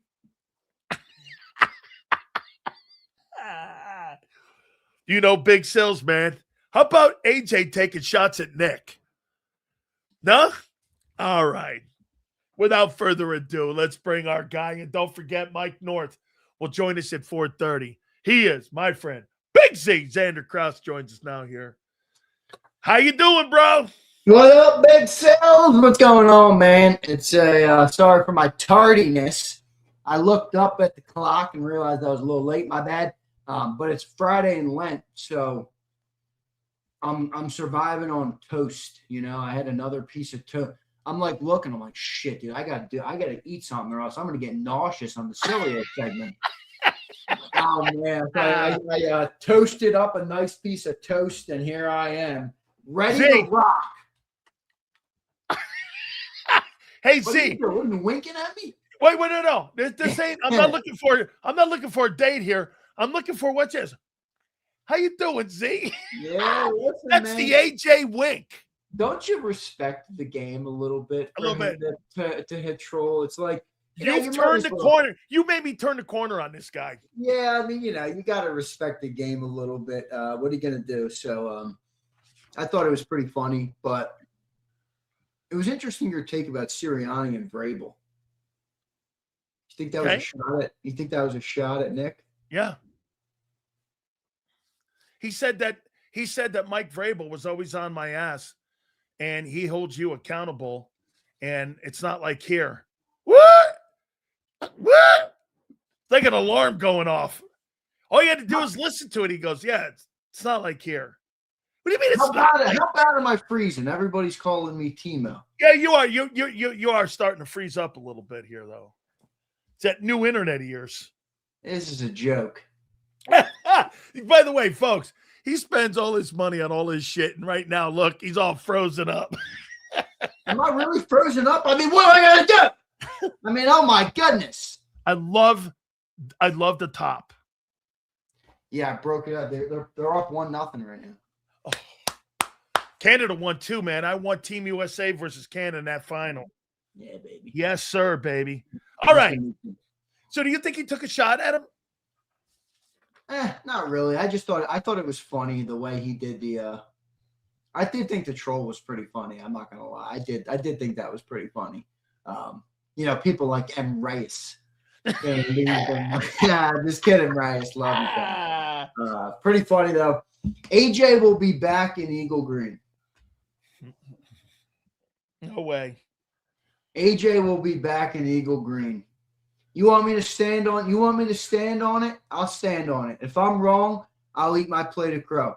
AJ Brown will be an Eagle in 2026. What will change? Huh? Okay. What will change then? His attitude, if he stays. His attitude probably won't change much. So what? You're going to bring back an asshole? Well, you know something you used to tell me. Ready? I don't want choir boys. I need players. So you want me to get a shittier player because he put up a stink? I don't give a No, shit. Stink. no. I just think this: if you get rid of him, you're going to be bad. But if you keep him, you might be bad. Okay, I'd rather be might than gonna. All right. So you want to bring him back? So, Question is, are the Eagles tired of his bullshit? Eagles are definitely tired of it. I mean, I think that's what Jeffrey Lurie was tired of a little bit, but I think Jeffrey Lurie knows he was right. I mean, two things can be true. Yes. AJ was right all year, but that doesn't mean that handling it the way he did was the best way to handle it. Now, that's where I think the discrepancy is, but we'll see. We'll see. Hey, what about Cignetti making as much money as Nick Sirianni at Indiana? Hey, so the Indiana Hoosier job's a better job than the Eagle job. I like it. You're like Elastigirl reaching for that shit. I mean, what are you talking about? I don't have to deal with a GM or an impatient. Yeah, but almost every college. I mean, you talk about this all the time. College coaching they make more money. They do, and they have more power. So the guy who won the Natty makes more than Nick. And by the way, we're speculating. Nobody knows what Nick makes. Not you, 15. Not Howard. Yeah, that's a made-up number. 15. It's 15. A made-up number. 15. Nick could be making 22 large. He ain't making. Are you? Yeah, he's making more than Sean Payton and Andy Reid. 22 large for Nick Sirianni. That guy ain't making more than Lane Kiffin. What are you kidding me? My boy Nick Sirianni. Man, the guy's a caboose at the best. Here, all right. So here, I got another one for you. So are you in the camp that you want to draft? You said it yesterday, and I want to make sure I'm hearing it right. You want to draft Lane Johnson's replacement this year. Is that correct? I wouldn't be upset if they did that at all. I'd be pretty happy. Okay, then where's he playing this year? Who? Well, the replacement? Yeah. It depends who you take. I mean, if you take a guy who can maybe slot inside for a year, then you do what Cam Jurgens did. Oh, so you're gonna sit Tyler Steen then? Well, it depends who you draft. If you draft a first rounder, then you identify Steen as not a long-term guy, then yeah. But if it depends. I mean, it's a good question because if they identify Steen as a potential guy that they want to give another contract to, which I'm not sure if they have. Not everybody, but wait a minute, Xander. Not everybody can make 20. That's what I mean. And the other thing is, if you look at the Eagles' history, they swap people out of the right guard spot. They do it all. They did it with Sayamalu. They did it with Cam. I mean, they did it with Becton. Now they might do it with Steen. So it's a third-round pick, though. It's true. That's pretty good pick. I mean, and he started, and you and John happen to think that he was okay, and I don't think he was a liability either. And so, isn't it the idea to try to acquire starters, than trying to see? Here's my take on it. I want to get a guy in the draft that can help me today, not tomorrow, especially if I'm implementing a new offense. Right. Don't you think Steen kind of might fit the new style of play by getting out? He's a more athletic guy. He's kind of, I don't know if he's a power guy like Becton. He wants to get out in the perimeter. Maybe he kind of fits that role. I mean, I would want to get a guy that would help my football team today, not tomorrow. Nick might not be here tomorrow. It's true. It's a fair point. Fair point. I mean, we'll see what they end up doing there. I mean, it's going to be interesting. The tough part about the O-line is everybody's like, all right, you got to fix the O-line. It's not that easy to fix because everybody's paid buku bucks. And got deals. It's one thing to fix the O-line when you got, a couple draft picks that didn't pan out or something, I mean, if Tyler Steen was the biggest problem, he'd be easy to fix. But your biggest problem was your two of your higher paid guys. I mean, the biggest problem on the O-line to me was Dickerson and Jurgens. Well, those are top paid guys. So that to me is the tough part. I don't know what this means, but I do have a hilarious story if you guys want to hear it on this Football Friday. Please tell me. Big says, Xander, you need to feed your hamster. He's getting tired. All right, you want to hear a funny-ass hamster story? Please. All right, so I was in high school. and one of my best friends in high school at the time, he had an older sister, and his older sister had a pet gerbil or a hamster, whatever. I don't know what it was, a hamster or gerbil. I don't know what you call it. And they were going away on a trip. So they asked me to watch the hamster. I'm like, sure. I mean, I could watch the hamster. If you really need somebody to watch the hamster, I'll watch the hamster. So he brings it to school. I bring it home in the car. I got the gerbil in my freaking room. All right, well, long story long here, as Barrett Brooks used to say. Long story long, I'm tending to the hamster, I'm giving it the water, doing whatever. I go up one day and the hamster's not there. I'm like, where the fuck is the hamster? He's not in the crate. I'm looking around, and then I look in the little hut he had, and I'm like, oh my God, I think he's in the hut. I pick up the hut, and he buried himself under all the hay. And I'm like, is he taking a nap? Like, what's he doing? He buried himself. Well, I couldn't get the thing to come back. So I get a pencil. I get to reach in there, and I poke him. Motherfucker is dead. Done. Absolutely cooked. Hamster was dead. And he buried himself before he died. So he must have known that when I took care of him, his time was coming to an end. And then I had to call the sister, or I called my friend. I'm like, hey, I killed your sister's hamster. I apologize. And then we hosted me and my friend filmed me, and we dug a hole in his backyard, and we buried the hamster in his backyard. So that's my last experience with a hamster. I've got a hamster story. Oh, do you? So my daughter was at school, and she had a roommate that had these two hamsters. Okay. And she didn't really take care of them. And they were leaving for the summer. So nobody was going to take care of the hamsters. So my kid goes, well, we're going to take care of the hamsters at our house. So we take care of the hamsters at our house. Here's what happens. The girl wants the hamsters back when she goes back to school. My wife goes like this. No, we've kidnapped the hamsters. Wait, get this. And if she's got a problem, she can come talk to me. Oh, we kidnapped the hamsters, and my wife fed this goddamn thing. One of them died like before the other one. And sure enough, she was just praying to God that this thing made New Year's.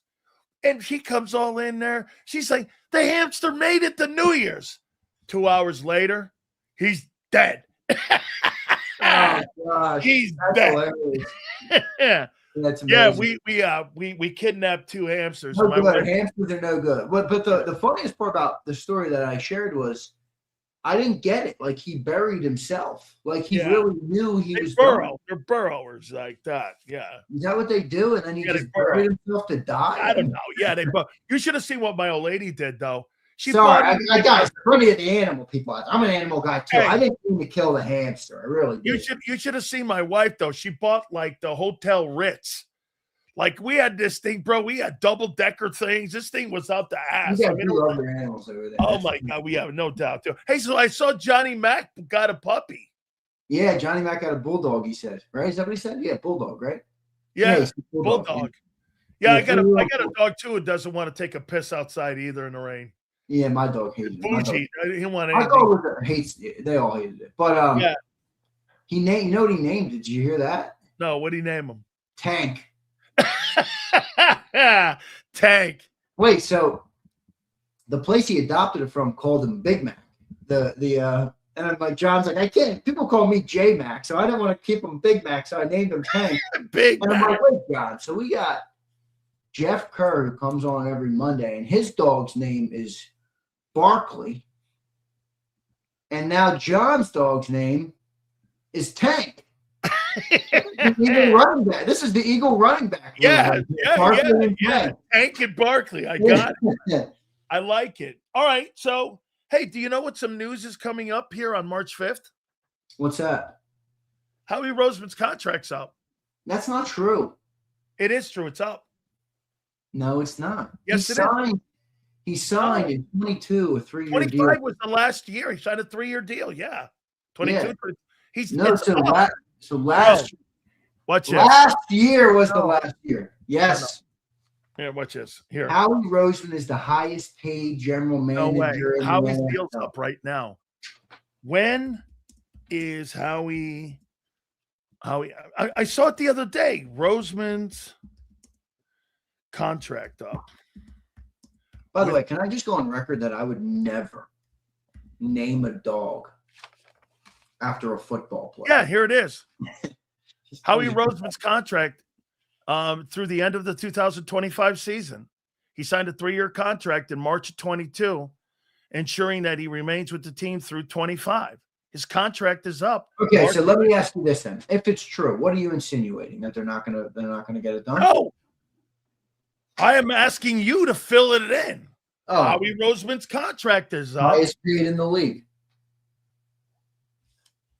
Well, according to the National Football Show and all the great listeners of the National Football Show, the quarterback has nothing to do with the winning. The head coach has nothing to do with the winning. So it's got to be somebody. You better pay Howie, right? Yeah, but what I would say is this. Well, how much is my value on the open market? Yeah, but do you think Howie wants to, I get where you're coming from, but do you think he wants to leave? Don't you want to know what your value is? Yeah, but do you think anybody wants to know what their value? You think they want to know what AJ's value is in the open market? Right now, my value is the piece of toast I ate before the program. Oh my God! My house right now, I don't have very much value. But I get your point. But my point, is the grass isn't greener. Do you think Howie's going to go somewhere and be a better GM? He's got it all here. Is my thing. Why would he need to leave? So let me ask you. Okay, I'll make a comparison to you, and I've said this before. So when Theo Epstein was with the Padres and he ends up getting hired by the Boston Red Sox as their GM, and he delivers something to curse the babe, and he ends that and he wins a World Series. Then what does he do? He doesn't stay in Boston in a comfort zone. He goes to Chicago, and the Cubs hadn't won a World Series since horses drank out of a trough going to Wrigley, and they win a World Series.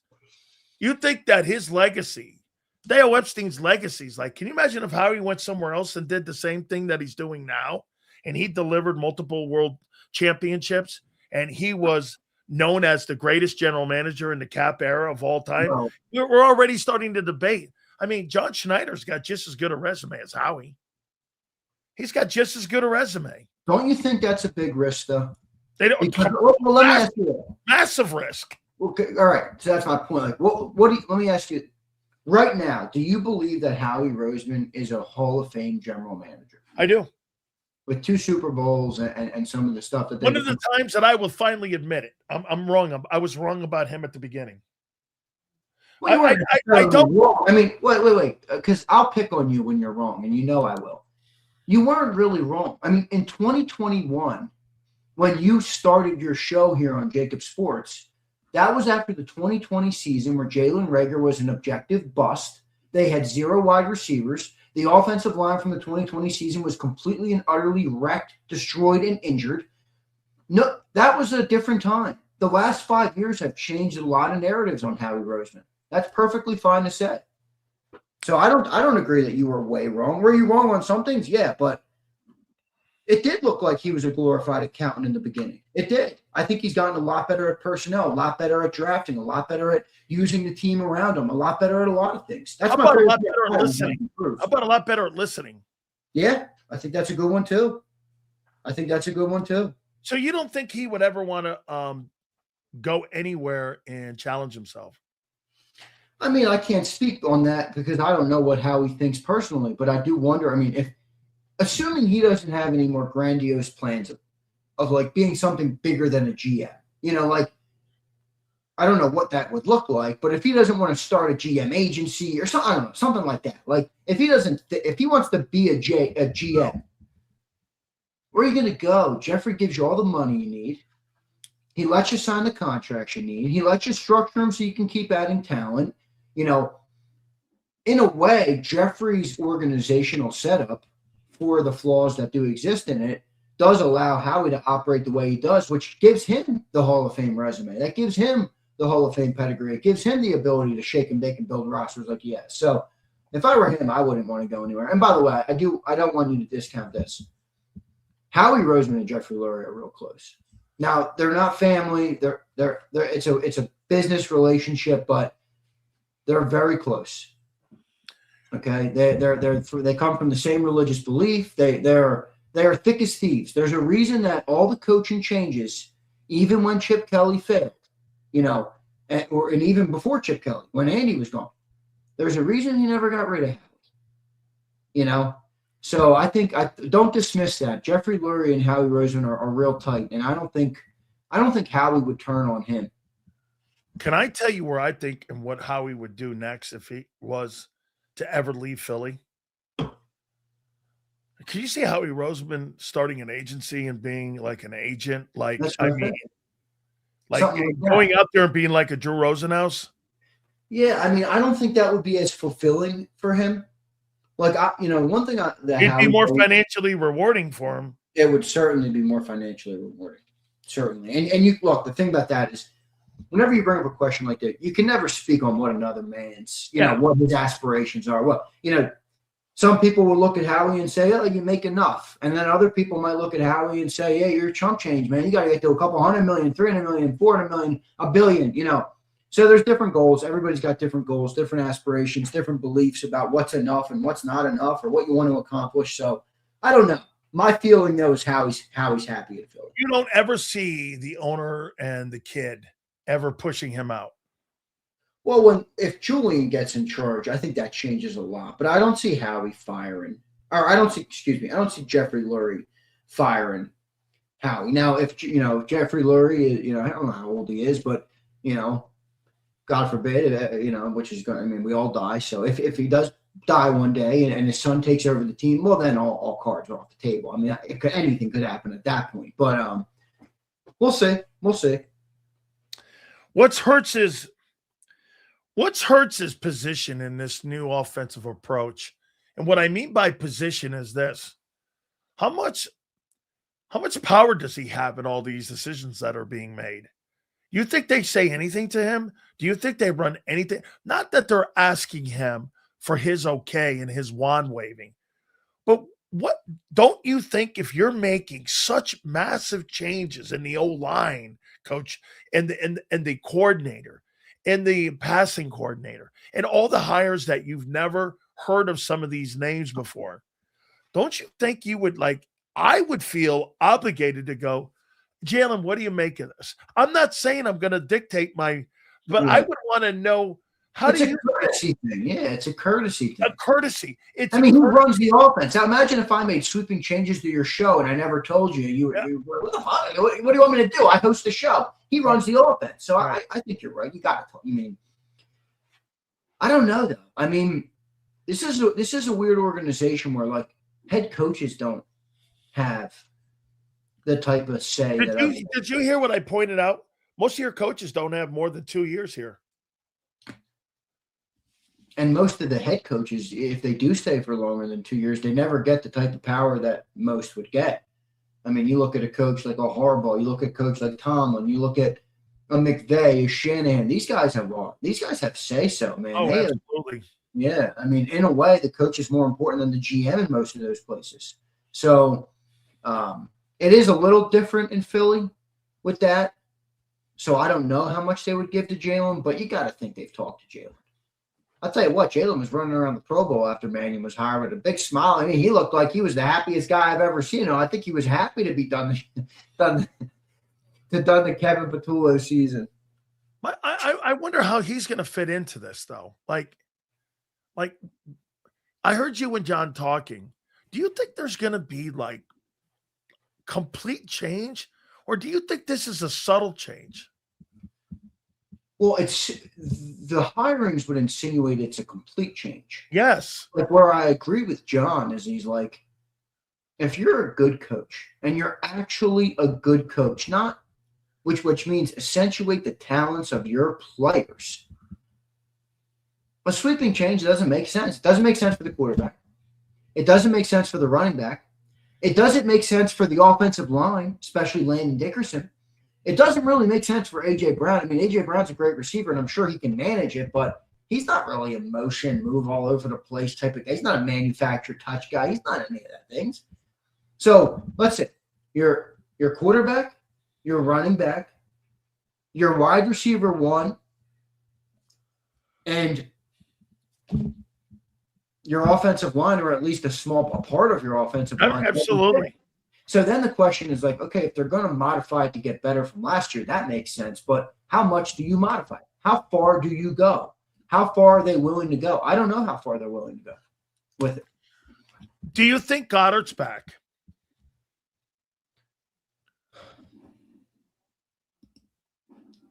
I could see a 1-year deal with a drafted guy so you have your replacement. But right now my gut tells me no. You know, I asked a guy that's out there what his market value is. He came back at $7 million. That's what Spotrac says too. Spotrac actually says 6, I think. Oh, really? I heard a guy say $7 million. Wouldn't you bring him back on a 2-year deal with that? Yeah, I would. I'd give him $14 million over 2 years and lock that position up, and also draft his guy in the 2nd and 3rd round, right? Yeah, I would do it. I'm with you. Let me look up what it says his value is. Dallas Goedert. Let's go to market value. He has $6 million. Average, and it says it's a 1-year, like it looks. Now, this isn't perfect science here. This isn't, that's not. But it says 1 year. He's a 21st ranked tight end right now. 357th best player in football is what they put him as. 1 year, $6 million deal. Now, I'll say this though. Mark Andrews signed at 29 years old, right? Now he's Mark Andrews. I mean, he had that 3 years, $39 million. Last year, Darren Waller, who's not as good as him, 32, got a $2 million deal. Last year, Tyler Higbee. Take a look at the guy in Arizona. Yeah, but he's young. I'm trying to find older signs. Okay. So Tyler Higbee signed when he was 30. He got 2 years, $17 million, good for $8.5 a year. I could see that being where it is. I'm with you, man. I'm with you. Who do you think is going to be a tougher negotiation? Jalen Carter or Jalen Phillips? A tougher negotiation is probably Carter. Just because I think everybody, including him, including his agent, including me and you at a certain time, including John, including all the listeners, thought that guy's going to be the highest paid defensive player in football, or defensive tackle in football. I mean, we used to talk about, remember, you used to look at Chris 35. Jones, right, 35 plus. And that's what most people thought. And now I think you get to the negotiation table, and it's not that he's not a great player. It's that, I don't know about that. And is it a character thing? Is it a character thing for you?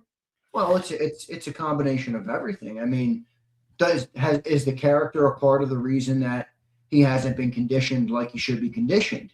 Is the conditioning because of the injuries? Are the injuries a problem in their own right where that might stop him from ever reaching that potential?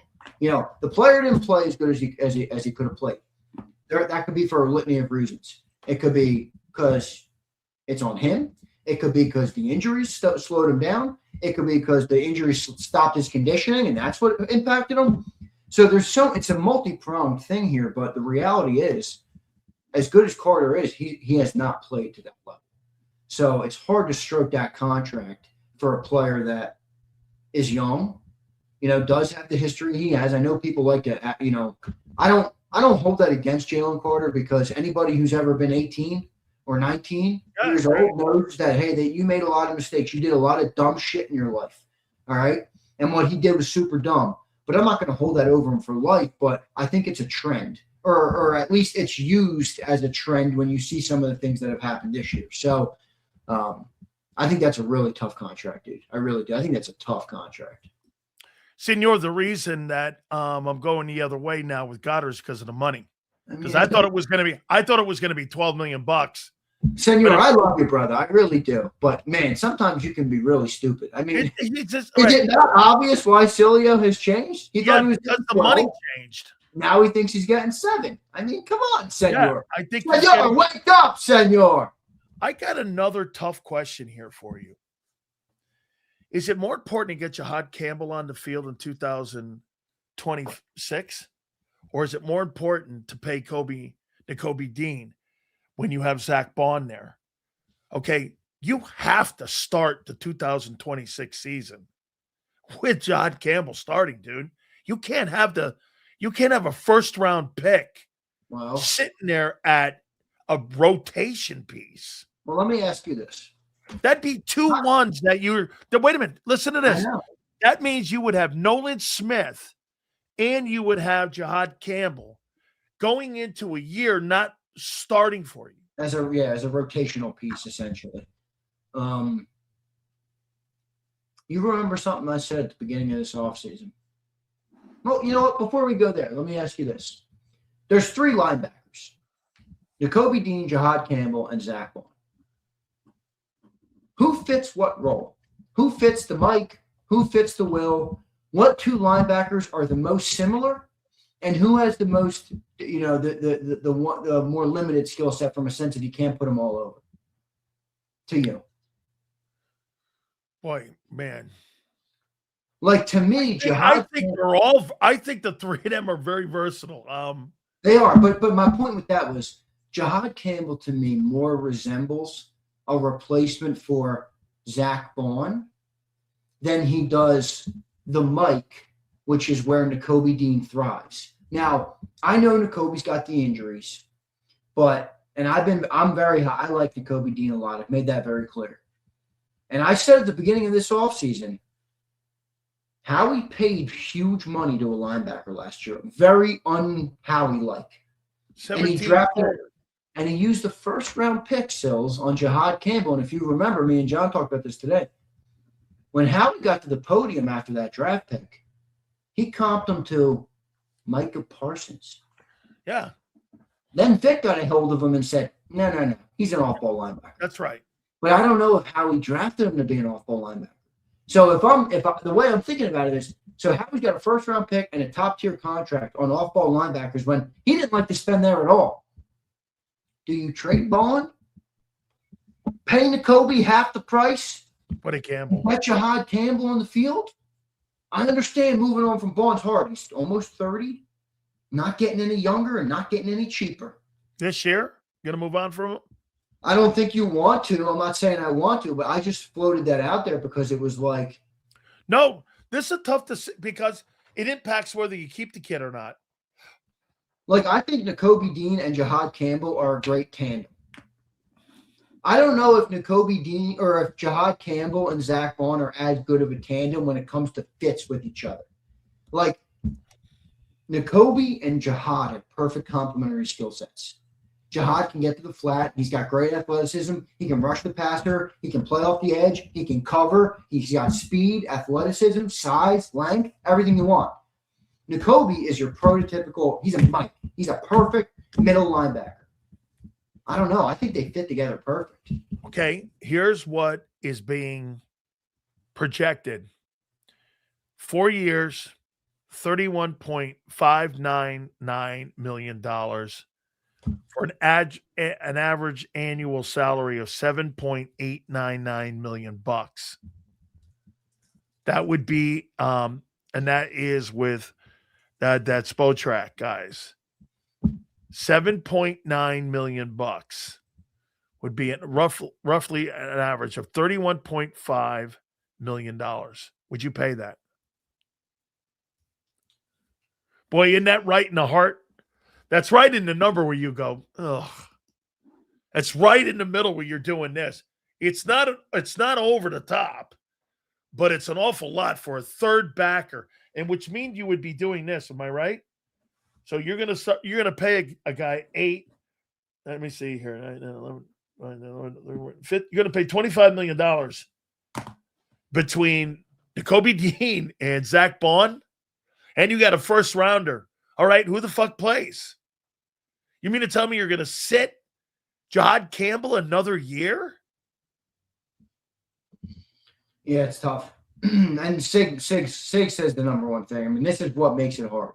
If Nakobe Dean never had the injury concerns, it's a whole different conversation. Yeah, but you know what the conversation now has become? He's good. It's He's good. He's good. Dude, when you're good and you play 8 games, that sucks. then you're 50% good. I got it. So what if this dude goes to like Tampa or Dallas and is a first team All-Pro? Oh, I'm predicting he's going to have a great career. Okay, so he leaves and he's a Milton Williams and he goes somewhere else and he stars somewhere else? Yeah, but here's the thing. I don't want to play. That's a miss. I know, but you can't play hindsight 2020 after it happens. The deal is now. Would you do the deal now knowing what you know about Nakobe? Not what he might do in the future. What you know, would you pay? How old is Bond again? Let me look it up for you. I'm pretty sure 29, but let me check. Fuck, he's still got 2 years. 29. He's still got 2 years, dude. When's he going to turn 30? December. So he just turned 29. He's a young guy. And on top of that, let's not forget something about Bond. He didn't play extensive reps in New Orleans. Like, he don't have a lot of mileage on that tire. He was a special teams guy in New Orleans. We're not talking about a guy taking 1,000 reps. You know what I'm saying? You're talking about a guy the last 2 years has played very limited ball. And to like Denny's point, he's reliable. That's a tough exit for another good player. This will be the third really good player in 2 years that the Eagles will let walk out the room when they let Dean out. You let Sweat go, you let Milton go, now you're going to let Nakobe go. And get this, he's young too. And I totally get, you're not wrong. The injury things make this even harder. Yeah. But you know what makes it even harder? You can't start the 2026 season with Jahad Campbell on the bench. I agree with that. I agree. And especially because, by the way, when he played, he showed some major signs. I mean, he was a good player. I didn't have a problem with him. Yeah, me too. So I agree with you. It's a tough one, man. You know, and I'm a little jaded on it because I really like Nakobe Dean as a player. Like, he's the kind of player that I would look for if I owned football. I think it says a lot they put the green dot on him.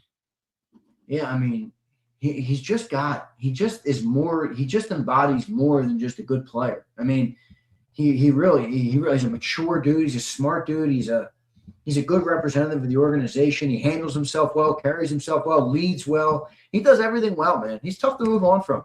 Okay, here, follow me here. If you're thinking of signing him, doesn't the two guys in front of him, it makes it even more imperative if you keep Nakobe to have Davis and Carter there for the next 4 years, because why? You keep the offensive guards and you keep everybody off the guy. And let's face it, when he came back from his injury, how do you think he played? How do you think Nakobe played this year? When he came back, what was it, week 6? I forget what week he came back. How do you think he played this past season? I think Nakobe. Give me a grade. What do you think he was? Who, Nakobe? Yeah. I mean, he was pretty good, man. I mean, you know, him and Jalen Phillips were the two biggest additions to the defense this year. When he got back and when Jalen Phillips showed up. So I'd have to look a little deeper, but pretty good, right? Wouldn't you say? Yeah, absolutely. It was a missile. Yeah, so I think pretty good. I mean, every time it felt like the defense got pressure, it felt like he was right there. Great blitzer. I mean, it felt like he was really good. Good against the run, too. Good point, not hurt season. Yeah. See, I look at that, and I'm like, all right, well, what a tough decision to make. All right, what do you do with Nolan Smith this offseason? I think you wait and see. Nolan, I'm not giving him any sort of deal yet, but here's the thing about Nolan. Would you think of trading him? Would you think of packaging him I'd up? think of it. I'd have to get the right offer, but I'd think of it for sure. The thing with Nolan is this, to me. He has showed some signs. Now, he hasn't been a first-round pick, but he hasn't been a complete bust either. I thought he was a first-round pick last 7 games of last year. Yes, but that's, as you always say, that's a long time ago, man. Yep. You know, we just had a full season of football, you know, and I didn't see that guy. So, I don't want to take a small 7-game sample size and just kind of hope that that's the player he is. So he showed some signs. He does certain things very well that I think my point is I think he's a good player. I don't think he's a great player. I think he's a solid guy right now. In fact, I think he's a good 3. Right? Okay. That's not enough to give him a long-term contract, but it's also not enough for me to move on with my edge rushing room thin. Now, if they play Jalen Phillips, I think it wouldn't surprise me if there was a deal struck for him. I think he'll be back even if they do pay Jalen Phillips, but it wouldn't surprise me if you pay Jalen and then you shop Nolan to try and get a mid-round, maybe a 3rd. What do you think he'd go for? I think he'd go for a 3 for sure. You think so? Yeah, I do. Jalen Phillips went for a 3. Well, Jalen Phillips went for a late 3. And he had the 2 injuries, so it was the late 3. Was the 32nd deal too, so it's a little. It was the 32nd pick in the 3rd round, which is almost a 4th rounder. Who, Phillips? Bro, you gave him your pick. Oh, we traded. I thought you said he was drafted. I'm like, no. No. You gave him your 32nd 3rd rounder. Yeah. So that's almost a 4th round pick. Okay, I mean, yeah. A lot of people in Philly, man, they think Jalen Phillips is a superstar player. Boy, I think he's a really good player. I think he's a $14, $15 million guy. I don't think he's a $20 million guy. I'm not going there, dude. Who? Jalen's not a $20 million guy? Jalen Phillips is not a $20 million guy. I agree with you, but do you let him walk? Like, this is where I struggle with this because, 15, 20, we act like it's a huge difference. But this is how I look at it. I know it's probably not right. Well, it's a huge difference when you have so much money tied up on offense. Right. That's where it's a big deal because you got to build a 53-man roster. But here's my question. Like, we saw 11 Temu signings last year. Half of them made $2 to $3 million bucks. All right. Would you pay $5 million more a year to Jalen Phillips over paying Azeez Ojulari and Joshua Uche last year, who combined for $5 million? I know it's not a perfect way to do it because there's other things you have to address, and you need depth, and you need players, and you need more guys to fill out your roster. But sometimes I think we get a little too caught up. Like, yeah, I'll take the good player for an extra $5 million than patchwork with a bunch of stiffs. Do you draft a wide receiver in the draft coming up? Yeah, because even if I think 3 maybe. Wow. Okay. At 3 if AJ's back. If AJ's gone, you might have to go higher. John's right. He's pointing this out. He's like, when's the last time they drafted great players first, second round on the offense? Offense doesn't look as good anymore. They even drafted there. Last premium pick was Tyler Steen, and he was a 3rd rounder. The picks before that was Devontae Smith and Landon Dickerson. Cam's made that was Jalen Reagor and Jalen Hurts. Cam's made a couple Pro Bowls. Cam. I forgot Cam. Cam's made a couple, but I mean, the last time you guys drafted a skilled guy that was a successful guy was Devontae. Yeah, that's your last 2021, 10th overall. That's your last one. By the way, if you had to do that all over again, would you take Micah? Would you take Devontae? I take Micah. Yeah. I'm not dissing on him too, man. I like Devontae a lot. I really do. He's one of my favorite players, man. I loved him in Alabama. I love Devontae, but I mean, let's call a spade a spade. He's right at the 1,000-yard mark every year. I mean, that's good. He's a good player, but that's kind of commonplace in today's NFL. I mean, a lot of guys get 1,000 yards. Absolutely. 60 yards. That's a big pick, man. 10th overall. How many more years do you think? How many more years do you think Landon has? Good question. How old is he? I mean, you got to think if that came out this year, he's 27. I'm going into the old line. I'm going to ask you a question here because here, how many years do you think Landon has? Well, you got to think this. If he thought about it this year, he's probably going to be thinking about it every year hereafter. All right? Yeah. I think 3 to 4, hopefully. Okay. I'll say 3. I agree with Landon. Okay, I agree with you on Landon. How many years do you think Cam Jerkins has here left? Wait, are you asking here or Here in in their Philly? career? Here in Philly. Cam, I could see another 2 years. 2? This year or next year. Okay. But if he plays well, he'll be here much longer. Okay. Do you agree the right guard is interchangeable? Yeah, has been. That's been the history. Okay. How many years do you believe Lane? 1 year. How many years do you think Mulata? 5? Yeah, I feel pretty well. Here's a caveat. You ready for the caveat on Mulata? Sure. Jordan Mailata couldn't put on a football helmet when he was drafted to the City of Brotherly Love. He's a young 28, whatever he is. No, that's not even the route I'm going.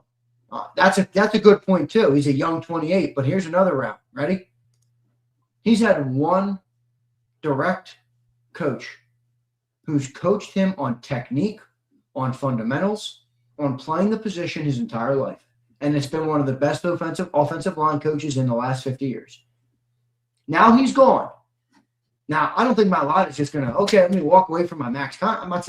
I'm not saying that, but as the time unfolds, 1 year, 2 years, 3 years goes by, does that career shorten as compared to what it could have been? Potentially, right? Yeah.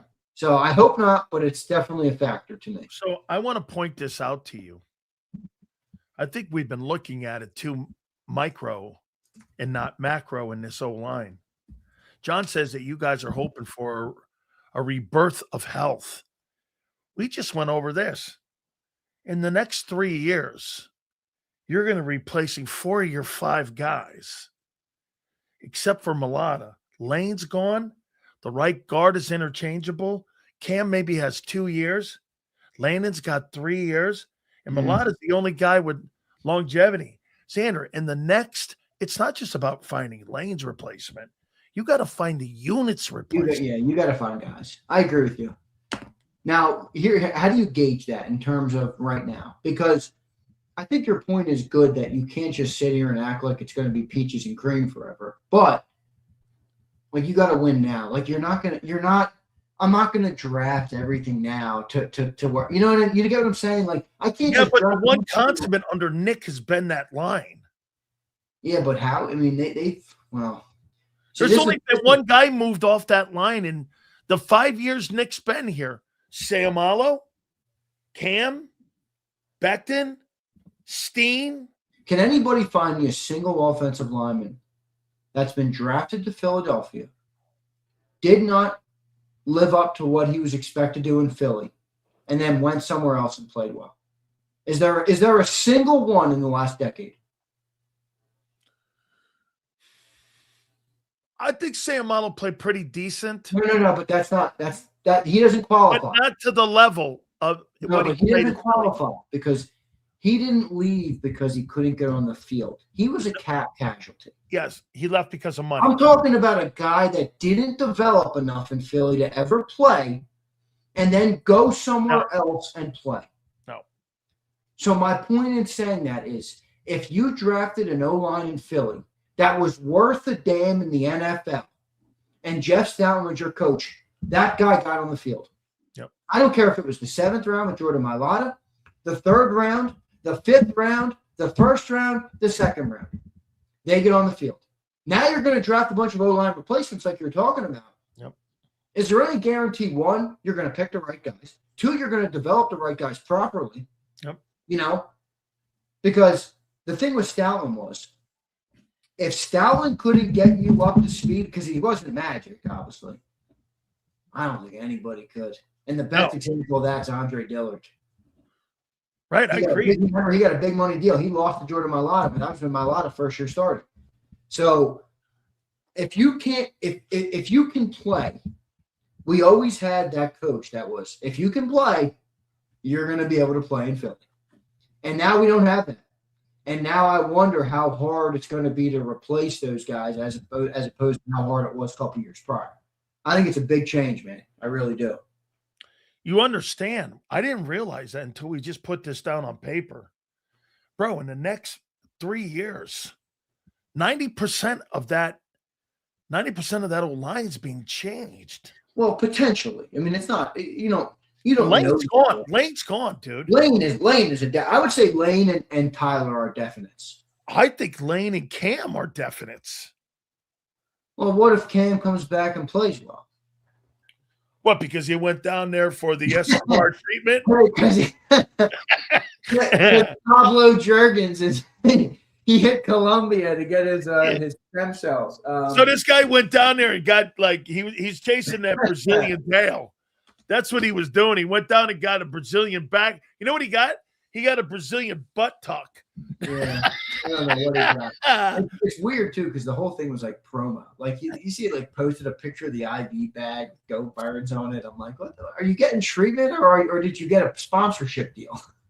Dude, I got to tell you something before we get Mike. Don't tell Mike North this, but Mike North's in the green room, folks. But going to Hammond.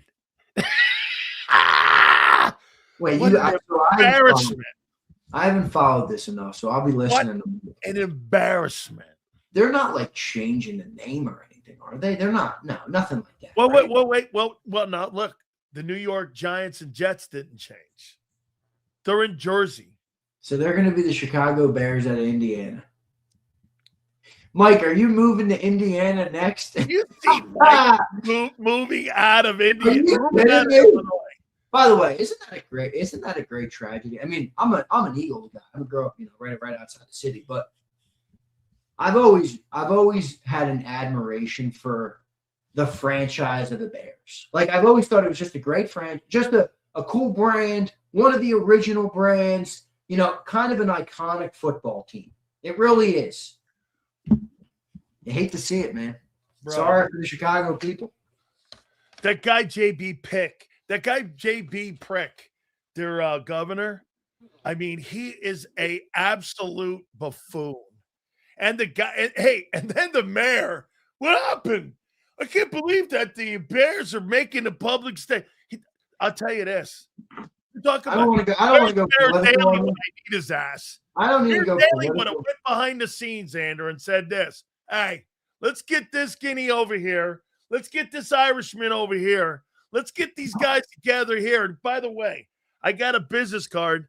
Anytime you see this card here, sign Mayor Daly. Give this guy all he needs." These politicians, man, they're stiffs. They're every last one of them. They're all stiffs. But hey, I better hurry up and get you the hell out of here, or get. 429, bro. My clock is out. I am expired. Kicked out of here, man. All right, Big C. I will see you soon, my friend. Wait, let me make sure just real quick because I can come back and do them. We only got one. Let's read it. All right. I'm not saying reach for O-line with the first pick. Need multiple swings, draft picks, free agents, unless y'all think 25 O-line picks develop. No, dude, you're not going to do that. You're not doing any of that. Are we shopping at Nordstrom's or at Temu's in free agency? I'd say Temu again. I think Timo. You guys are going to be going Timo here. All right, that's all. All right, brother. Good segment, man. I'll catch you. You got it, man. I appreciate you. Thank you there. That's Big thing. I know the new O-line isn't Stoutland's league, but didn't he develop? Yes, he did. He did a little bit. Appreciate you. All right. Oh, I better hurry up and get going here because you know me, I'll get spanked here by my friend. We've had so many legendary guys on the last couple days here. We had Howard Heskin on yesterday. We have had Angelo was on. Without further ado, he is now Mr. Indiana. And I got to tell you, I love Chicago. It's one of my favorite cities on the planet. I got to get my wife and my kid to go there. It is such a beautiful drive, Lakeshore Drive. The whole thing is just spectacular. Sears Tower, Museum of Science and Art and Industry. I love that whole thing. I don't know if they still have the sub out front, but when I went there, they had the sub out front. Without further ado, he is my friend. I don't know what's going on with these Bears. Everybody's been waiting, by the way, to find what Mike North is going to say about this. He joins us now here, and he is my friend. Here is Mike North. Wow. What's up, handsome? You tell me, Mike, what's up? Well, I mean, so far so good. I mean, yesterday the Bears, the day before, met with the Illinois legislator for 3 hours, and I got a DM from a well-heeled politician. I had to explain to half the knuckleheads on Twitter what well-heeled meant, and that means wealthy, healthy. Kept moving the goalposts, and they kept changing things up on them. It's frustrating the legislature. But then this was yesterday, and I broke that story on X. If you go to North, NORTH, number 2, NORTH, I broke that story while the Bears were saying they were maybe heading to Indiana after they basically, both parties canceled a meeting of which Kevin Warren didn't attend. So, I mean, there's, and then the Bears sicked the media, which is anybody that works at Hallis Hall, saying that the Bears are really serious about moving. And then later on, Pritzker, I mean, the Bears actually made him look good by saying, we've been meeting. And nothing when the Bears were saying we're going to Indiana or we're going to proceed with Indiana, did they say we met with Illinois the day before. So there's posturing going on, Danny, on both sides. But to me, I still say they're going to Arlington. It's the perfect place for them. They come, you know, if somebody dropped an $8.9 billion team to me and inherited, you want a buck of every 10 I make? Go ahead, take it. Because I wasn't doing anything till I inherited this $8.9 billion team, and they want to go to Indiana. And I tried to caution everybody today, and there's a video up. Just look, it doesn't work all the time, folks. Look at the Detroit Lions and Pontiac. Ruined that town. $350 million in debt. All sorts of shadies going on. Landover, Maryland. The Redskins lost their identity completely when they moved out there. San Francisco. What did we just hear? Oh, my God. The Super Bowl was so widespread. It was hard to get to everything. And that's what is funny about the Bears. This is so Bears. They have an ideal site where the racetrack was. They bought the racetrack, knocked down the racetrack, have owned this property for 4 years, have sat on it. The first year I give the state and the Bears, but the state, Pritzker got cocky, said, we're not ready to deal with you yet. You know, you're not on our agenda, which isn't a good thing to do. But then the Bears spent a year talking to that knucklehead mayor of Chicago, Brandon Johnson. Kevin Warren didn't hire a COO for the stadium development till the second year they owned the property. But the Bears are going to try to paint this, if they do move, that it was all Illinois' fault. And a lot of people on Twitter will fall for that. And I'm here to tell you, I've been with and dealt with the McCaskey family in the media since 92. And I've been a Bear fan since 61. They were 50 years at Wrigley Field, 55 years at Soldier Field, sitting in a dump, and all of a sudden, oh, we care about you. And they're going to go to Hammond, which, by the way, I won an Emmy Award in 1996 for doing a bit on Fox where I drove to Gary, Indiana. That's the last time they did it, and it was for leverage. They were going to build a big entertainment center, and they ended up going back to Soldier Field. But I drove up to the toll booth in a gas mask because it stinks in Hammond. I looked it up today. If you look it up, folks, they have the Horseshoe Casino, a Cabela's, and antique stores. They've had a mayor there that's been there for 20 years, and he's promising the Bears the world. But read up on the tragedy movings, and there's like 9 or 10 of them where it was supposed to be a cinch. The St. Louis Rams, the Washington Commanders, the Detroit Lions. They're both moving back to the city while the Bears are looking to go from $5 million in Cook County, $5 million in their area, to $500,000 in Lake County. It's going to be interesting. I think the Bears get it done in Arlington, but yesterday everybody was a little bit out of control and emotional. Do you believe that the Bears are a good business? Do you think they do? Absolutely not. Absolutely. They've never been. They have the smallest stadium in the NFL. Think about this. If they had 61,000, I believe it is. They couldn't hold the Super Bowl even if they wanted to. They refurbished that stadium. It's the Jetsons meet the Flintstones. They put a modern, like round like football stadium inside an antiquated football stadium. It's an ugly looking thing. It's too small, and they're not good business people. So, Mike, it doesn't look like it did in '87 when I went there. Well, it's think about this. Just what you just said. I've been there since '72, going to games. Okay. So no, it was always crap. It was always a crappy watch. They used to hold 100,000 there. I mean, they had the greatest boxing matches. Dempsey and Tunney, Jesse Owens raced there. I mean, they used to have motocross there. They had everything there. Ski jumping. How did it get to 61,000? Because I thought when I was there, like you could have had like a capacity of 80,000. They had 100,000 for the college all-star game, but it was all the way to the back. In other words, behind the end zone, there was seating, but it was like 40, 50 yards back, if you remember. So they cut it in half, and they still made it too small. They leased the stadium. They've been running Soldier Field for 55 years. This stadium, if it's built, will be just for them.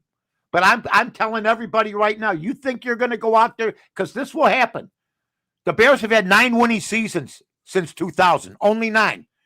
So there'll be a time when it's 0 degrees and you hold season tickets in Palatine, Illinois, which is about an hour and a half ride. Okay. And the Bears will be 5-12 or 5-11. You got one game. They'll be half full. I mean, people don't want to drive to Sox Park. And these guys think they're moving to Hammond. So I still think the Bears, if they're smart, Illinois, if it's smart, will get this done in our takes. Look, if you told me, Mike, you got to give me $1.50 of every $10 you make, all right, start digging. Start digging. I'll survive, believe me, with everything else that's going on, with a dome stadium, and I can hold events all year round. I'll survive, and so will Illinois. Mike, who's responsible for the upkeep of that thing? Is it the Bears or is it the city? You're talking to a guy that worked for the Chicago Park District for 10 years. And on Mondays, they would bring crews from all over the city, and we'd have to sweep out the stands. The Chicago Park city's responsibility to keep up. Right. The Chicago Park District is the managing people. So they're the blame for the stadium to have run down, right? Well, really, if you wanted, the stadium isn't run down. I mean, it's still modern, but I mean, it's not suitable anymore.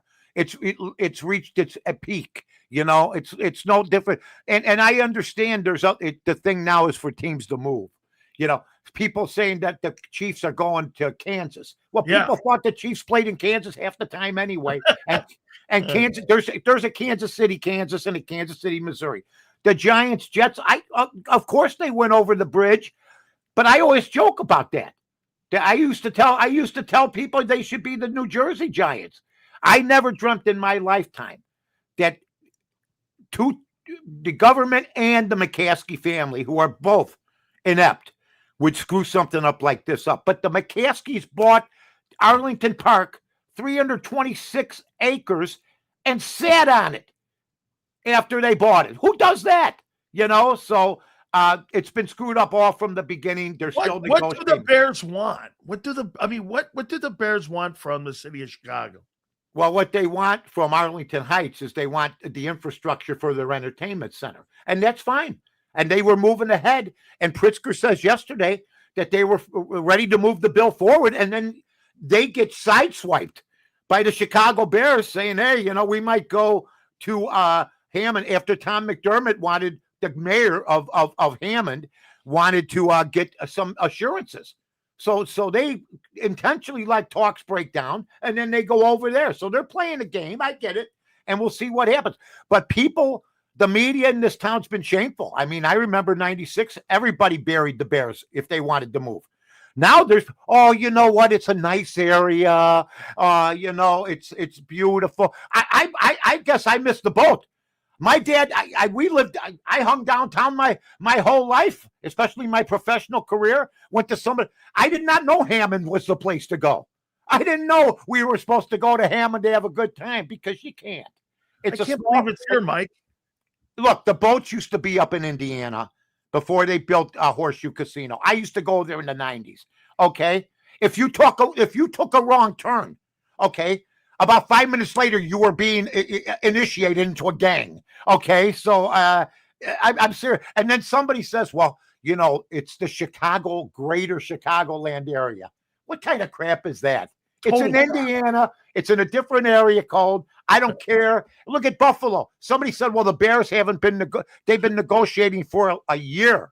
And I'm going, Chicago claiming Hammond. Yeah, that ain't happening. No, but that's what you're reading. Well, it is the greater Chicagoland area. Yeah, no, it's not. No, it's and you not. know what? The Chicago Bears belong in Illinois. I prefer they stay in Chicago, but if that doesn't come, you keep it there. Because look what happened to the St. Louis Rams. I mean, they end up going to Los Angeles. You think this is all bullshit? You think it's all smoke? I still can't believe the McCaskies would do it, but they have a lot of mouths to feed. They inherited the team. They got 7, 8 kids. You know what I mean? I mean, they got an $8.9 billion, and I got to worry. And they're worried. Food stamps, Mike? They have food. What do you think? I mean, my God, they're like, the taxes. Oh my God, the same people that don't want taxes for billionaires want to give taxes to the Bears. So it's a lot of emotional BS. Oh my God, that was a great segment. You won't do a better segment on the Bears. That's out the window. Rank me finally on this. Rank me the 3. Is it Arlington, Hammond, Chicago? Like in downtown there. I mean, I'm going to piss people off, but this is the way it goes. Okay. Why won't they just renovate? Why don't they just renovate? Because that's BS. No. Here's how I'm going to piss people off, and that's the way it is. If I owned the Bears, I would have been digging already 2 years ago. I would have had the negotiation. In Arlington. Huh? In Arlington. In Arlington. If Trump owned the Bears, the stadium would be done. Okay? He would cut deals. You're dealing with people that were not business people. And there's a lot of other business people. The Bears have some minority owners, but they can't do anything because the Bears own most of the Bear McCaskey family owns most of it. So I would be digging in Arlington. I'd be almost done. And I would have had this deal done 2 years ago. And if I have to pay some taxes instead of the people paying, I mean, they just raised their prices again. They've raised their prices like 28% the last 3 years. Wasn't it 13% they just raised ticket prices? Yeah, and there was 18% before that they raised the last 2 years. So they're talking like 30, 31% in 3 years. You won your first playoff game in 15 years, right? Right. They've had 9 winning seasons. Well, this is what a guy says. Well, I guess when you're a winning team, you got to strike while the iron's hot. My God. You've had 1 winning year, okay? The other years, you've been constantly raising prices in the years you were losing. But the media, if you cover the Bears and you say negative stuff, you know what happens to some of these people, Dan. There's people in Philadelphia. There's people in Tampa Bay. There's people in New England. If they don't write, it gets around, and the next thing you know, they're out the door. There's a guy, been covering the Bears for 22 years. That should never happen. But, you don't work for the paper. You work for the team now. I mean, you spend, and the Hallish used to get rid of the writers after a year. The writers would rotate. So Mike, to your point, let me tell you this one here. And I love what you're saying because people, I met, and I brought this up. I brought this up with Howard Eskin, and I brought it up with Angelo. So Nick Castellanos, he got, the whole thing with drinking beers in the dugout. The Philadelphia media did not cover it, and they knew it the whole time because the team told them not to say anything and report on it. Now they're talking shit on it because the organization wants them to castrate the guy who's now with the Padres. And for the record, I mean, I've heard people having drinking beers before in the dugout. I've heard that. But to sit there and not do your jobs, you think the people in Chicago, the media in Chicago, so I'll ask you like I do Philadelphia guys, do you think the media in Chicago right now is no longer doing their jobs also?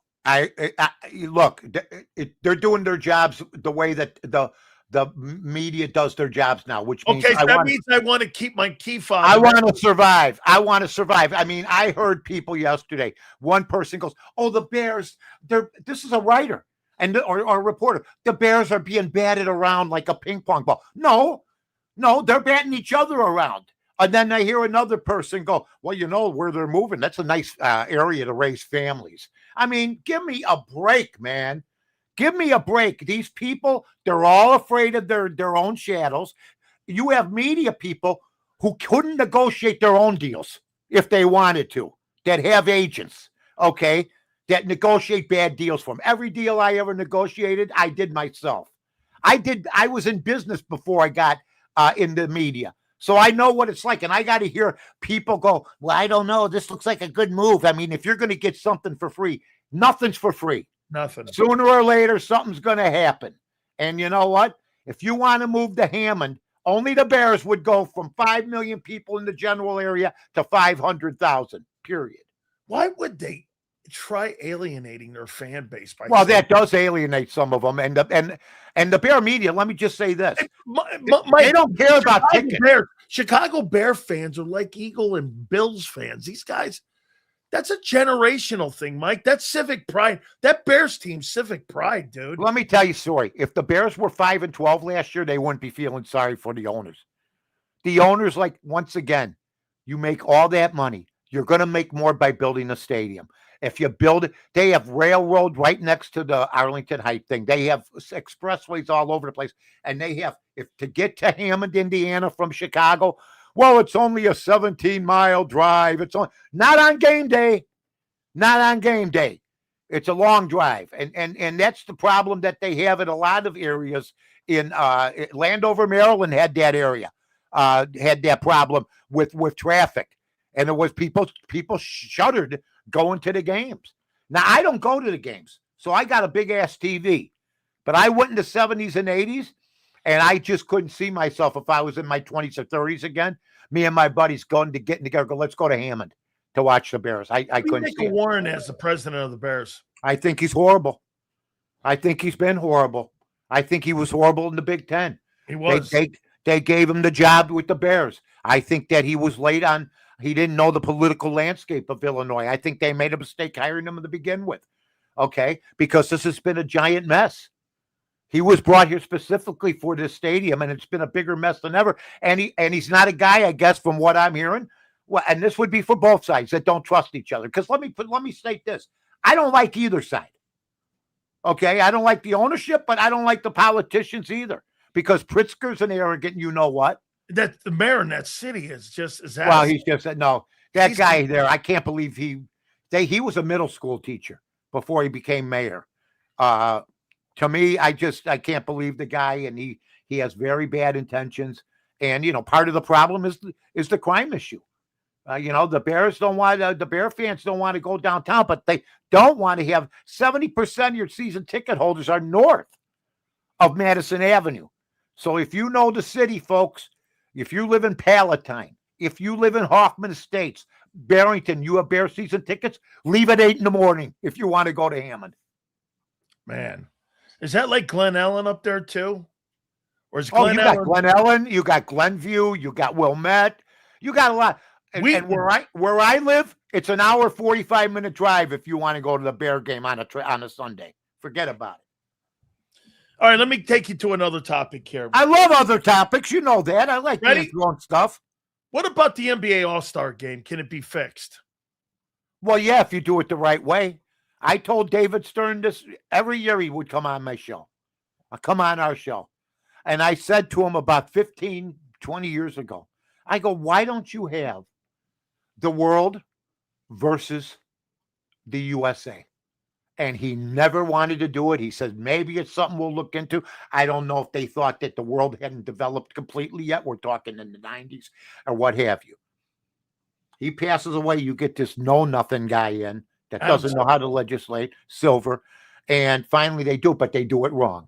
There should have been just one team from the USA, one team from the world. This round-robin crap, okay, politically correct BS. That's what it was. What, are you going to get offended if one team beats the other team? One from the USA to the world, or one from the world to the USA? So I basically shelved it because they didn't do it the right way. And it was confusing all the way to the type they tipped off. This is going to sound like, oh man, get off my lawn again. But how come when I watched Jordan play in those games, it looked like it mattered? When I watch these guys, it looks like they're bothered to play. First of all, they don't love the game. Not all of them. I watched the Bulls last night. They're going to put new tanking rules in because the Bulls had 4 guys that should be in the G League, yet they charge major league prices. I thought I was watching a 6th grade basketball game. They had over 20 turnovers, for Christ's sake.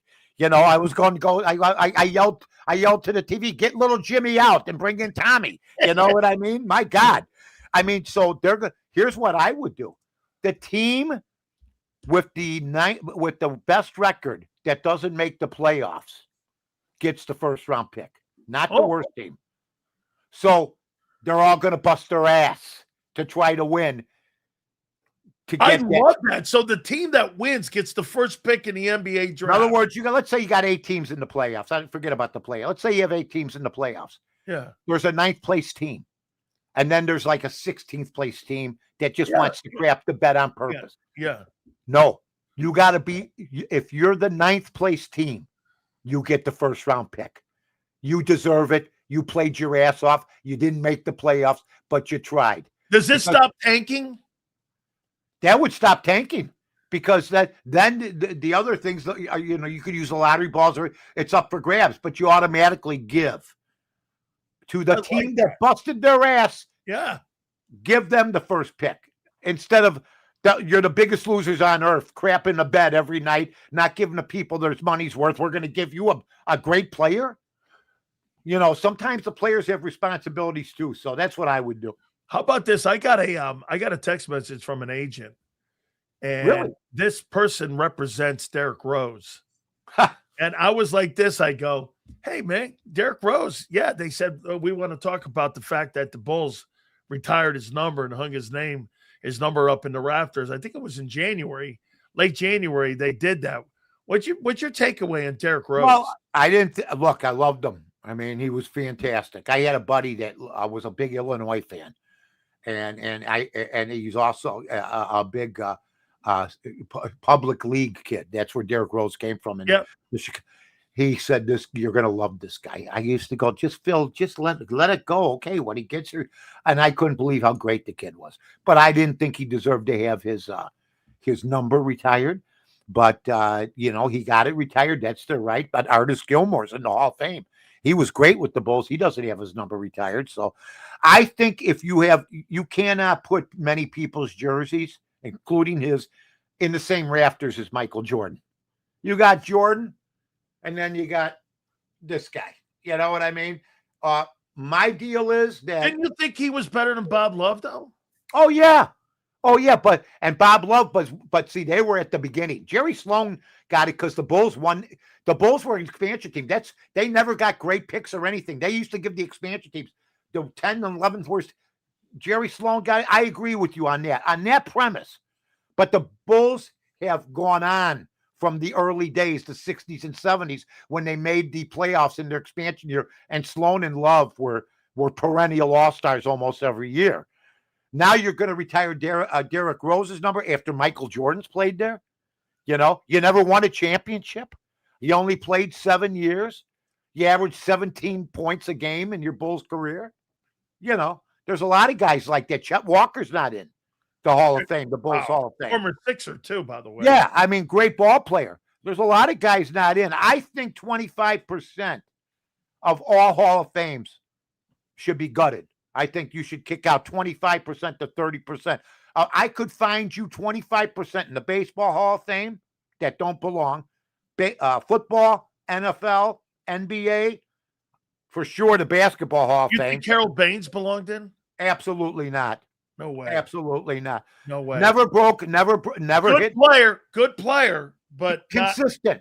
But he never led the league in anything. No way. Never hit where you had to hit a perennial 300 or hit 500 homers.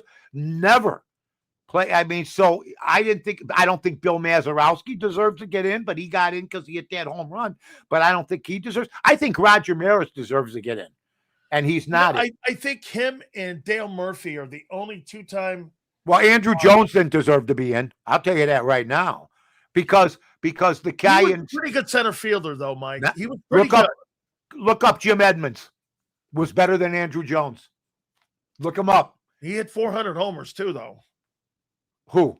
Andrew Jones. Well, look up Jim Edmonds. No, I got it. I mean, I know. Jim Edmonds had as good a fielding average.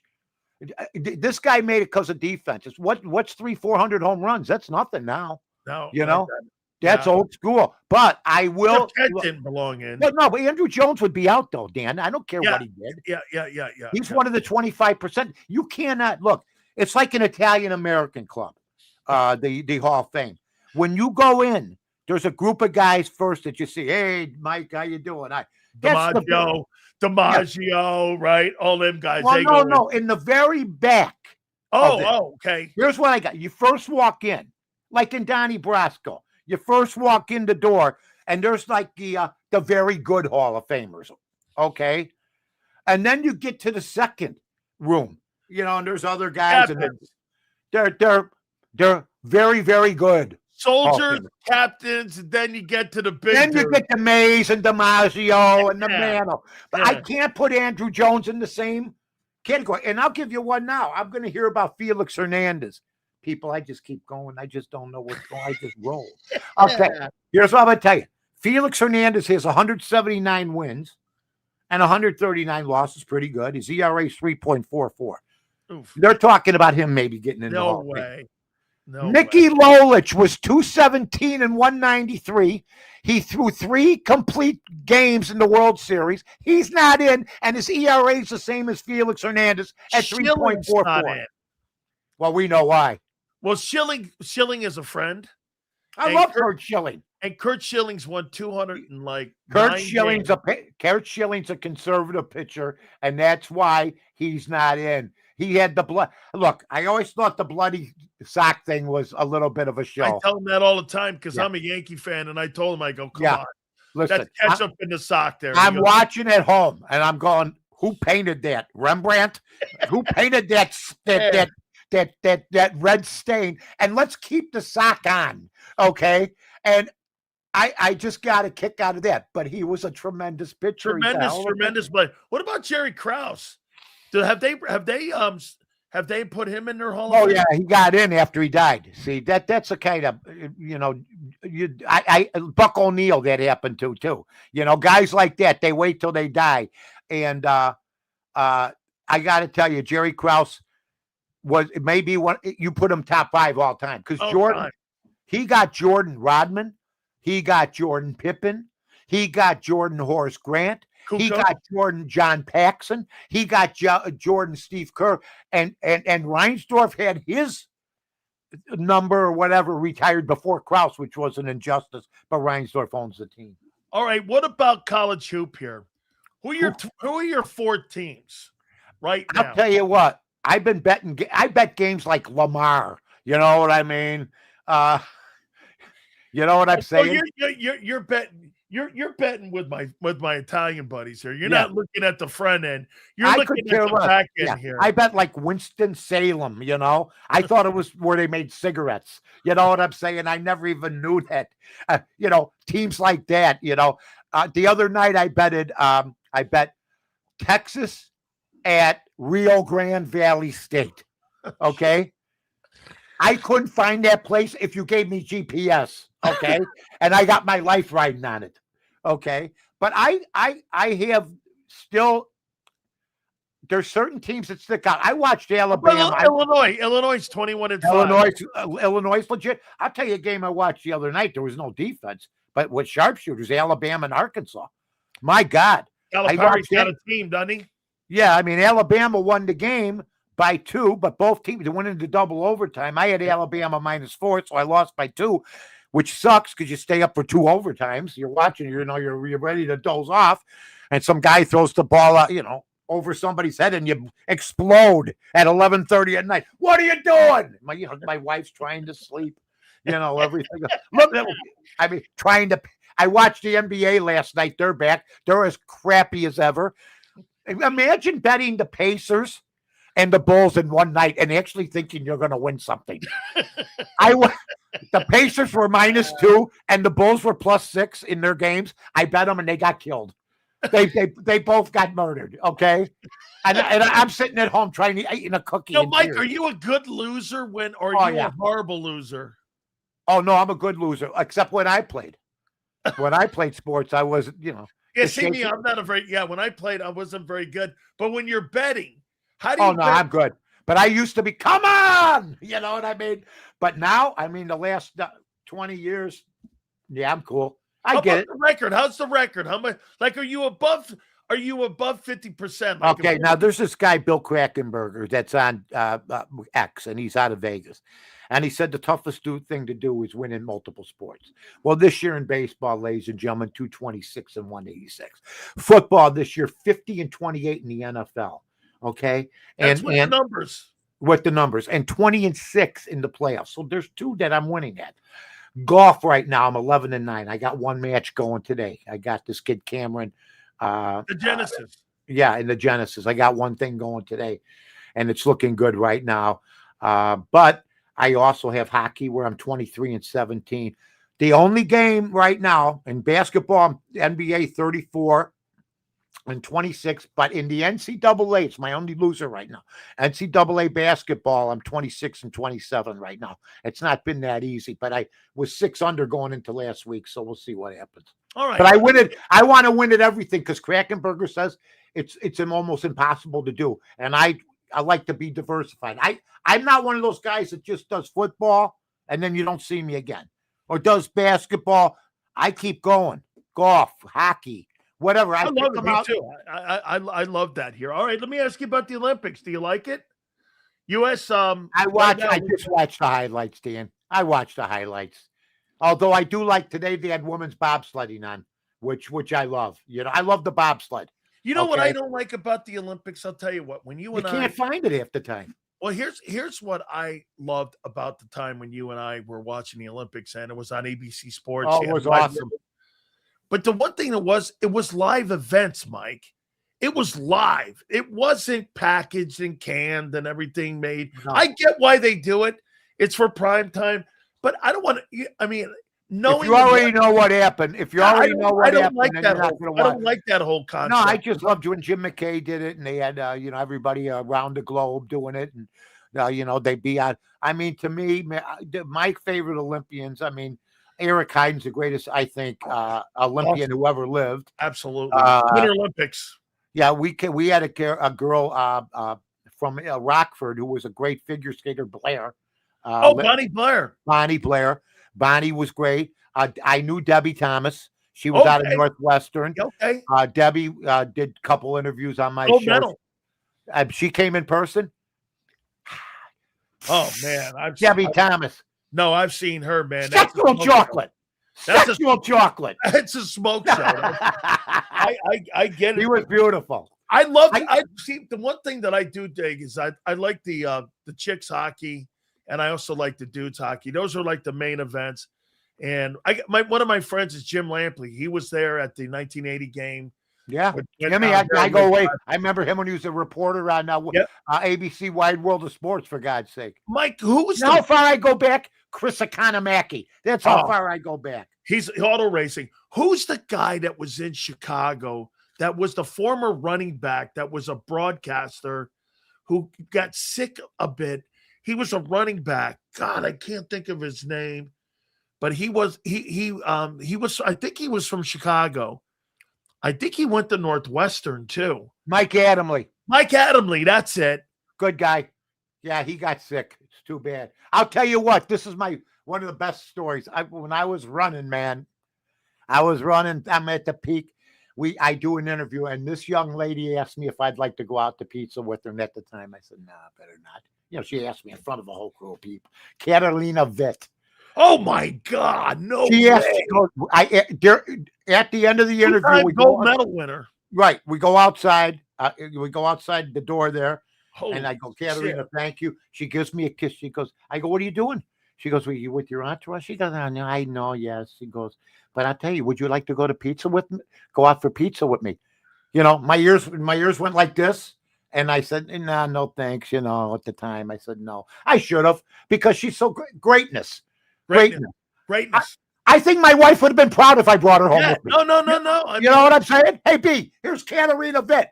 No, Mike, get out the sauerkraut. No, wait a minute, Mike. You missed it. You would have said to your wife, you'd have went, I had to. It was business. It was. I had to. You missed the boat on that. You always throw the job in there, man. You know what? It's haunted me forever. You know, it's haunted me forever. All right, Last night I was watching a movie, The Great Escape, and the German accents just brought it back to that time with me and Katerina. My God, she was a doll. She was gorgeous. Gorgeous. Absolutely, and tremendous Olympian of all time. Absolutely. Mike, I'm going to leave you with this here, okay? I love when you say that. All right, you ready? Okay. Yeah. You're feeling comfortable that the Bears are not leaving Illinois. Yeah, I felt comfortable. But do you think they're leaving Chicago? Yes. They'll leave Chicago. Right now, I'm going to go with 60-40 Illinois, but it wouldn't surprise me if these numbskulls can't work out a deal. I don't care. You have the Chicago Bears. Pritzker, you want to be president, which you'll never be, but you want to be president, but you lose the Chicago Bears, you're out. You'll never win a damn thing. You won't win a primary. You'll get your ass kicked, and you're going to lose your governorship. The McCaskies, if you go to Hammond, ask the Redskins what happened to their aura. Ask the 49ers what happened to their aura. I mean, Buffalo plays right across the street now from the old stadium. They're doing it right. Yeah. The Kansas City Chiefs, nobody's making a big deal out of them because they started in 1960 as an AFC team. The Chicago Bears have been in Illinois since 1920, and I think that emotional type of deal will say to the Bears, guess what? We'll pay a little bit. We'll take care of it, and that's final. Because the Bears are going to build the stadium for $2 billion. They just want the infrastructure part helped out. So there's something that's going to be worked out. I'm going to say yes. They're going to go to Arlington. They've been sitting on it for 5 years paying property taxes up the ass. Hey, my Grand Slam segment as always. Thank you so much, my friend. I will catch you next week. You are once again. Hey, tell the folks where they can find you. All right. I'm on North to North right now. I got to go back and watch some golf, and I got to go pick up my car. I got things to do. And I'm tonight I'm doing one of my dearest friends, folks, Jesse Jackson. I'm doing Somebody Big Just Died with I have pictures of me and Jesse. Jesse and I were responsible for the Ernie Banks statue.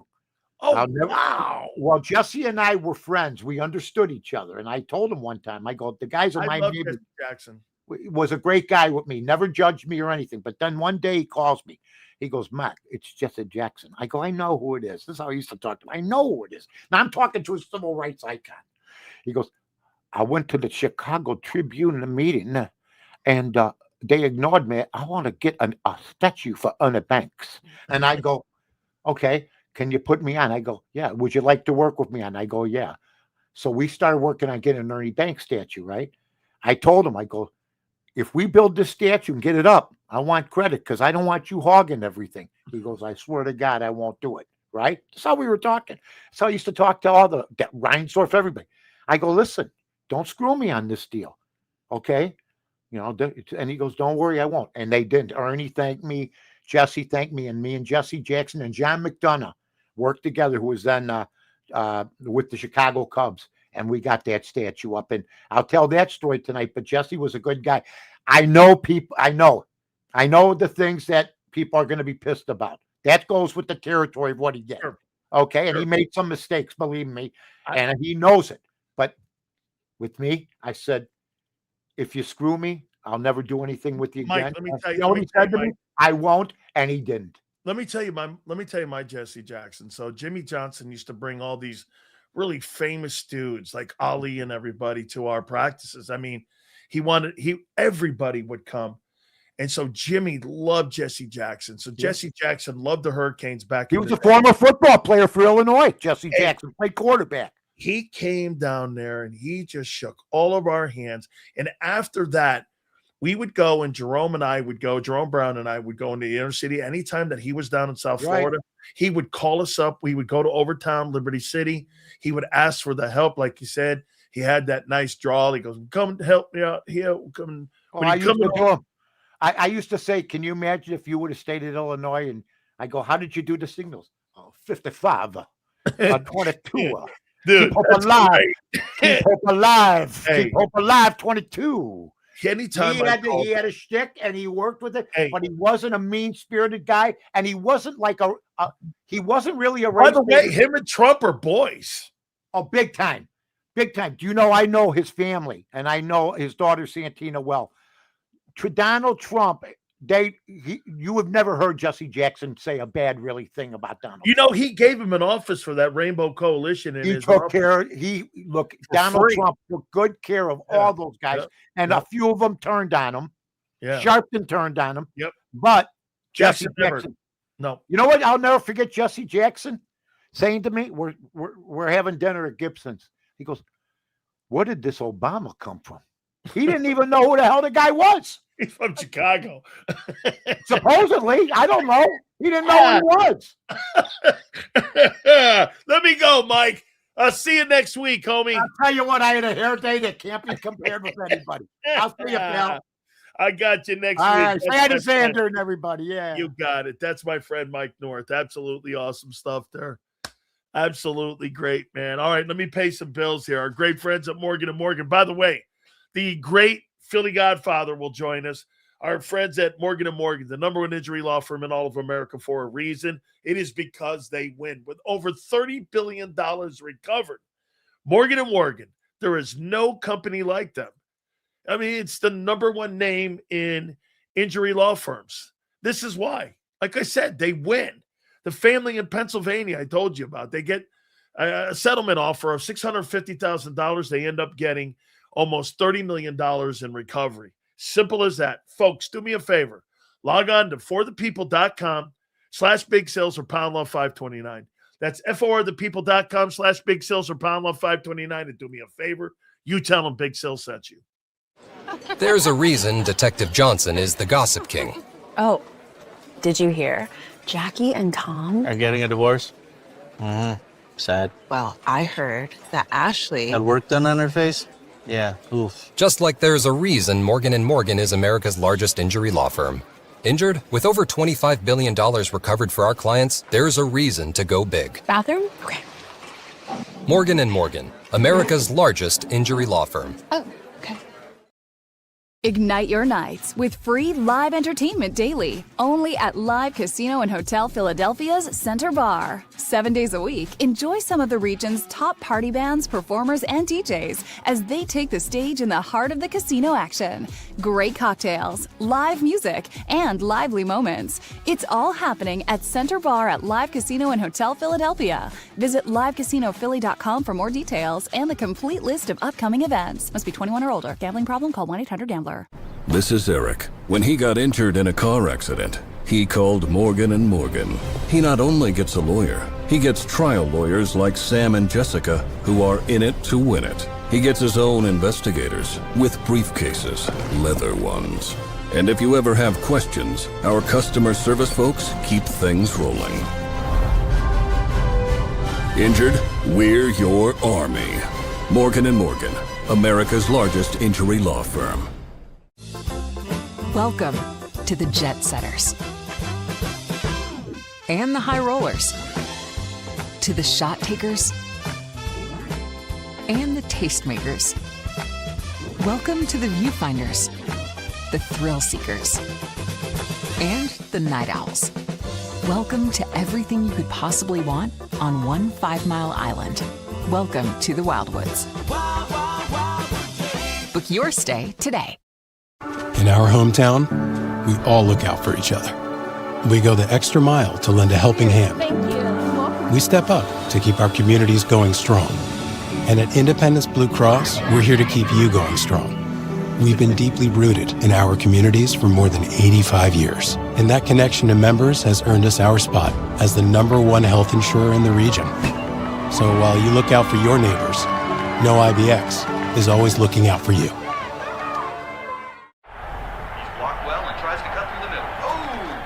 Your gut says Miami is going to win, and you should take the over. Your gut also said your NFT selfies would only go up in value. They didn't. But your head is on Sports Grid and knows the QB is in concussion protocol. The backup has a 45 QBR against the zone coverage. The New York D has the most sacks in the league. So yeah, trust your head. It's smarter to be on Sports Grid. EAGLES. Eagles.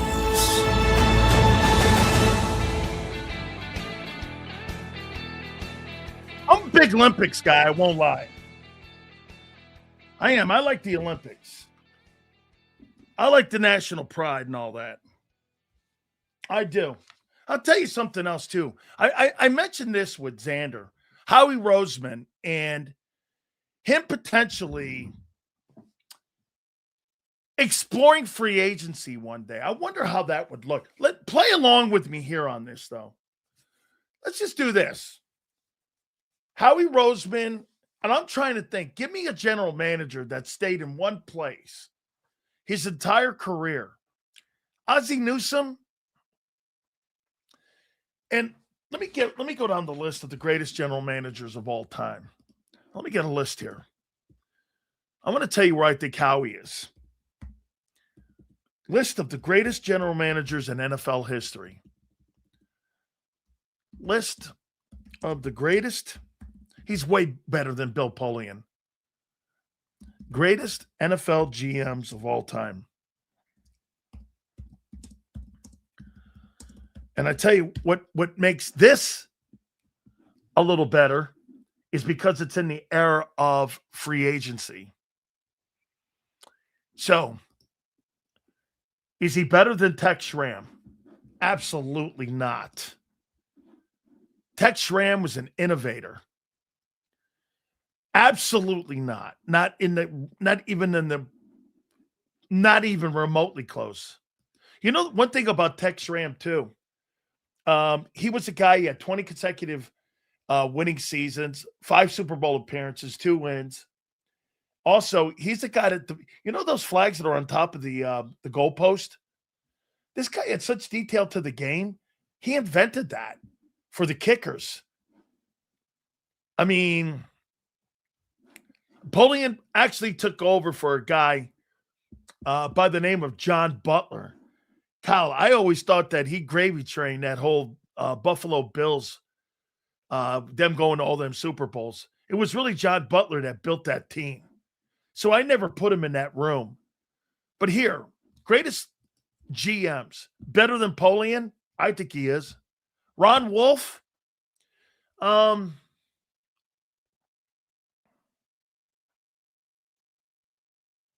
He's dealing with salary cap. Man, Ron Wolf he's the guy that went like this. He said this, hey, you know that guy down in Atlanta? That's the second team guy you have that you're not even playing? Let me have Brett Favre and I'll give you a 2. I think they traded for Brett Favre. The rest is history. So that's just one of many moves.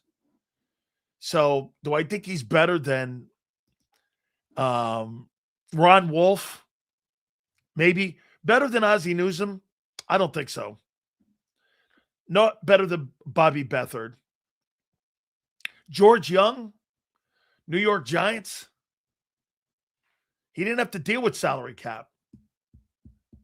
And he won 2 Super Bowls.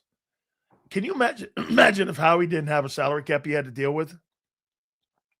And he could just keep his players? So I'm going to say, I'm going to go he's better than George Young. I think George Young is a great GM. These are all great GMs. Al Davis, no way. No way. Jerry Jones, by far. Get this. This is what they have listed for him. As owner and general manager, he built the 90s Cowboy dynasty that won 3 Super Bowls. He did nothing of the sorts. Oh, by the way, Kevin Colbert is on this list, who's been on the program, and he's going to come on around draft time. And he was the Steelers player personnel director. And Howie's on this list. He is. He's on this list. Tom Donahue, a phenomenal guy. He was in Pittsburgh for all those years. Do I think he's better than him? Through the Steelers, made multiple playoff brackets in the 80s. They were in decline by a decade, then promoted from the front office. Donahue hired Bill Cowher, who succeeded Chuck Noll. The Steelers made the next 6 playoffs and 3 AFC championship games and a Super Bowl in a 9-year run. They ended up bringing in guys like Kevin Green, Jerome Bettis, Alan Faneca. These were all, I think he's better than him. I'm talking Howie. Carl Peterson was a great GM. A great GM. I think Howie's better than him. Ted Thompson, yeah, Carmen policy for sure. Les Snead, Rich McKay, Mickey Loomis is good, but the team has fallen into chaos as of late. Brett Veach, man, Brett Veach has done some great things. They've got like 3 Super Bowls. They had that 10-year, that run. He's been a great general manager. Man, Brett Veach's resume is littered, but is he better? I don't think so. John Schneider and Howie are right there. Kevin Colbert was a phenomenal player personnel. He was in Pittsburgh all them years. He had he hired Mike Tomlin. Ben Roethlisberger, he brought in Troy Polamalu. He brought in Antonio Brown. He did all those guys. Kevin Colbert is a very underrated general manager. Ernie Accorsi, he was part of that whole mess with John Elway in Baltimore. He did not want to make that move. No, I do not believe that. Howie's better than Ron Wolf. Jim Finks, probably. Okay. They got Howie 6th on this list. That's pretty high. Ozzie Newsome, in our lifetimes, probably the best GM. Bobby Beathard was just insane great. Al Davis is 3rd. Polian is so overrated. The greatest general manager probably in football history is probably Tex Schramm of the Cowboys. Tex was just, I mean, not only, remember something, when Tex was running the Cowboys, they implemented like a scouting department. They were like the first people to put in like a scouting department, to have area scouts, to go out and like look at players. I mean, that one time, I think they even drafted, how about this, Yale? You'll love this. They even drafted, I think, Pat Riley. Pat Riley was drafted by the Cowboys, I believe. You guys can look it up. I think Pat Riley was drafted by the Dallas Cowboys, and they did all of that. I know that's how they got a hold of Bob Hayes. They just did a great job. Then they hired a whole entire scouting department, and they brought all that to the light. And then get this, when I worked there for the Cowboys, and you went into the scouting department, you went back in there and you had all these guys that were who was that one dude that they had in there who loved me and recruited me from the Cowboys? What was that personnel guy that the Cowboys had back in the day? Oh, man, he was so good. What was that guy's name? Wow, I can't think of it. He used to come and see me all the time. Personnel director. And he came down and he used to come on my show. He just passed away. Oh, man. Oh, it was Gil Brandt. It was Gil Brandt. That's right. Gil Brandt.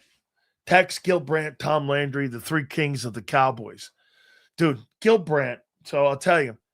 So Gil Brandt used to come down to Miami all the time, and he'd come down and see me and Jerome. And he'd take us out. We'd go, I don't know how legal that was back then, but he took us around.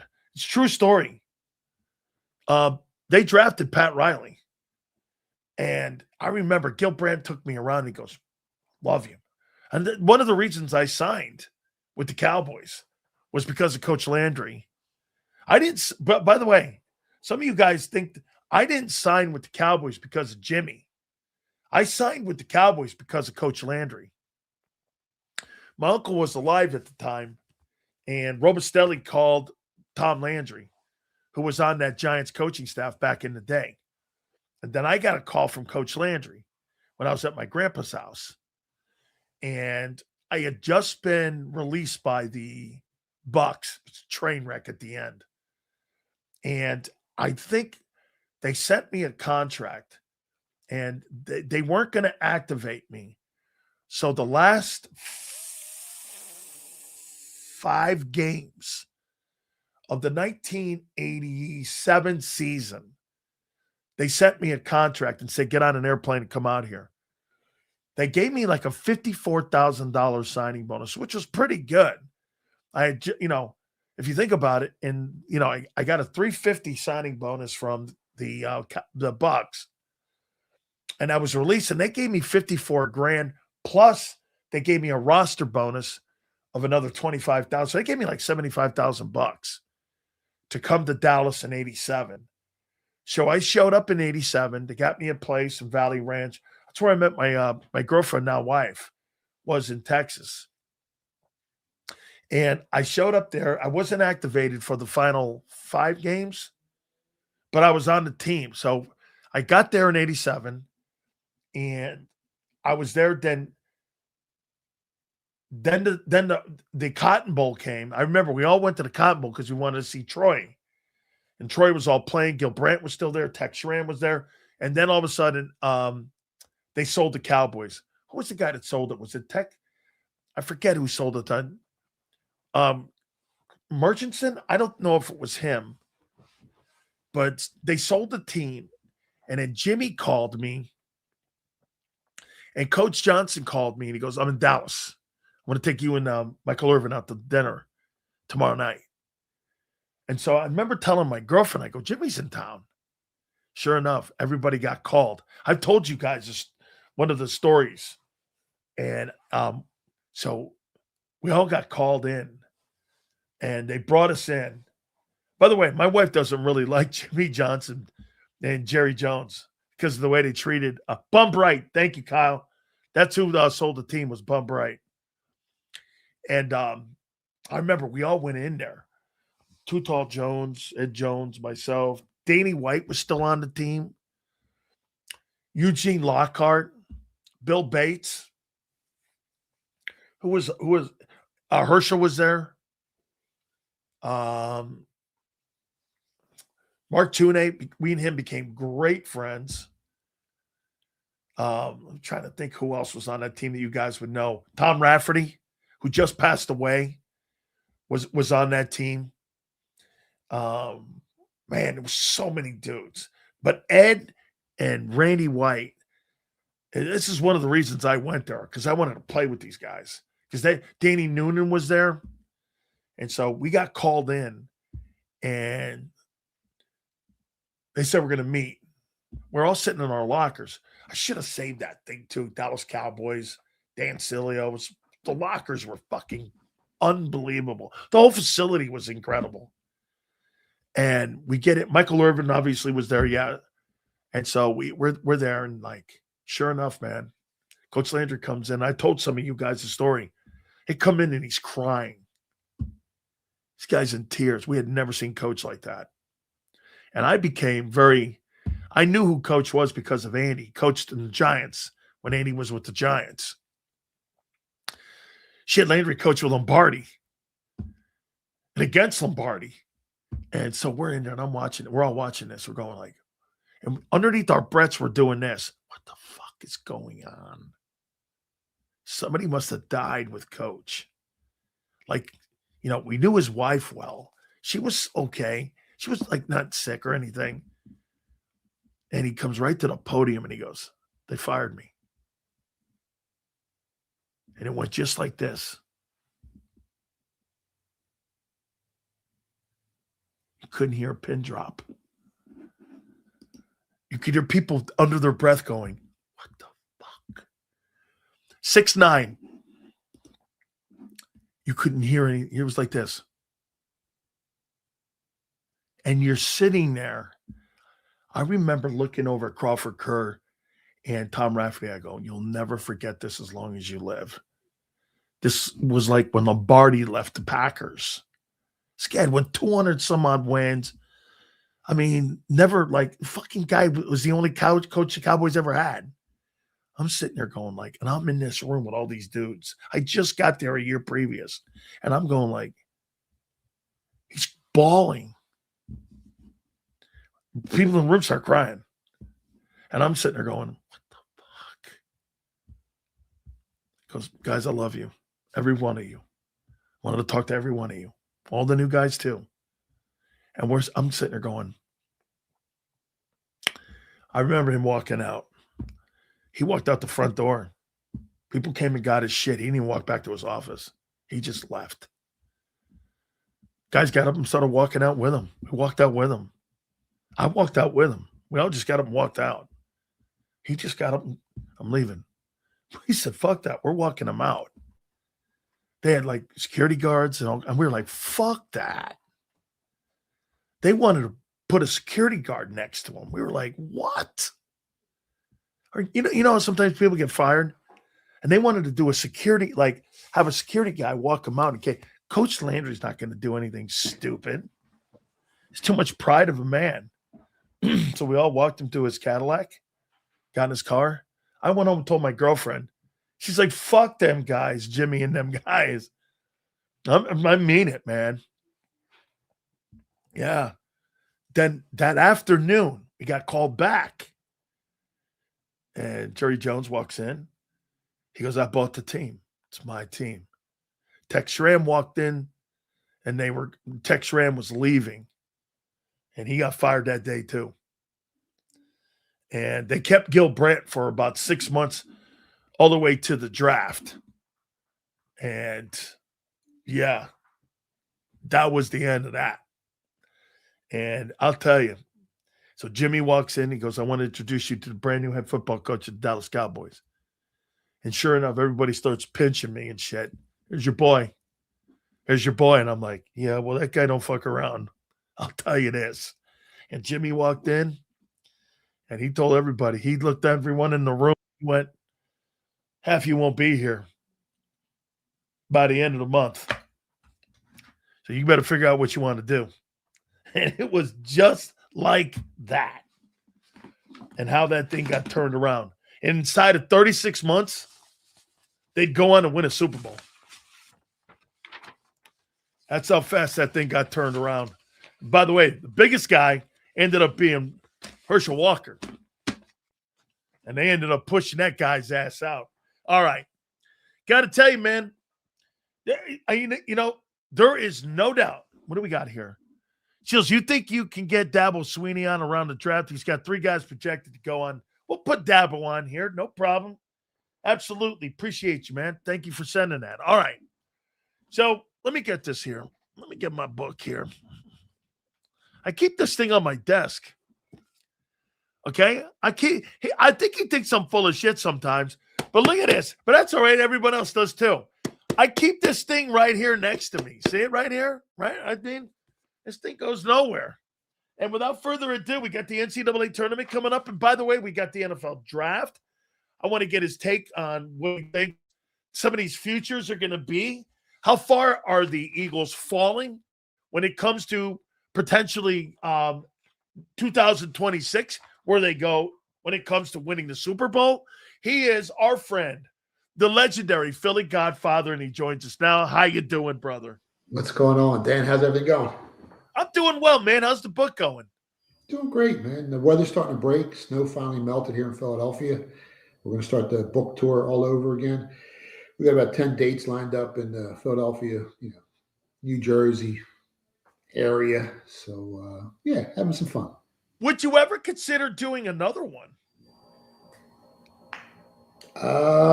Man, it took about a year of my life. It's not easy. People think you just put a book together and, if you're writing it yourself, if you got a ghostwriter, that's a lot easier. But yeah, it takes a lot of time. I was probably spending 6 to 8 hours a day, writing the thing with my son, who helped me. I couldn't have done it without him. I mean, kid graduated college. I went to 9th grade. You know what I mean? But you got to write down all your pivotal moments, put them all in chronological order. Then you write down every story you can think of. Then people remind you of all the stories. Then your brain starts moving. And then you got to find a way to morph them all together and make it an enjoyable read, make it an easy read, and make it a page turner, because you want to have some drama, with every chapter. So it's not that easy. It's not that easy. All right, I'll take something from Sue here. What's it tougher to do? Handicap games or write this book? Oh, it's tougher to write a book.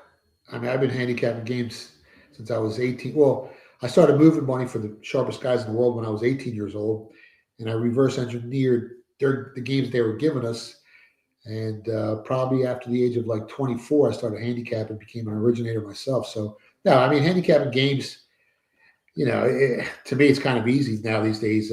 Winning's harder. You can handicap a game. You can spend 8 hours handicapping a game and you might lose a wager. But now writing a book it's a lot harder than people think. People think you're just going to write it down or type it up, and next thing you know, you read it, it doesn't make any sense. It's hard to put all those stories together and make it a good book. And thank God everyone who's read the book said they loved it. So I'm very proud of that. I read a couple chapters in here on why you ended up going away here in Yuma. And I got to ask you, what do you make of all these states now, like legalizing weed? When, hey, you're in Yuma, man. If anybody's been to Yuma, you know what the hell you're talking about, because it's hot as Hades there and with no AC there. But what do you make of all of this now that, you're seeing a lot of people coming around the other way now with legalizing of marijuana? Yeah, for years. By the way, I'm for it. Yeah, it has so many medicinal qualities, and I tell people all the time, and I don't smoke weed, I don't drink, but if I had to pick one, I'd rather smoke weed than drink alcohol. What happens when you go to a bar, you drink it, you might get in a fight, you get in your car, you're driving 100 miles an hour, you might hurt yourself, you might hurt someone else on the road, you go home, you fight with your old lady, you wake up the next day, you got more stress, right?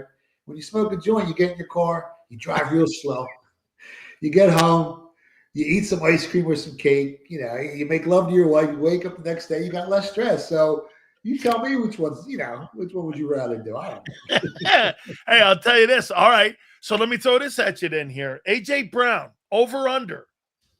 He's a Philadelphia Eagle at the start of the 2026 season.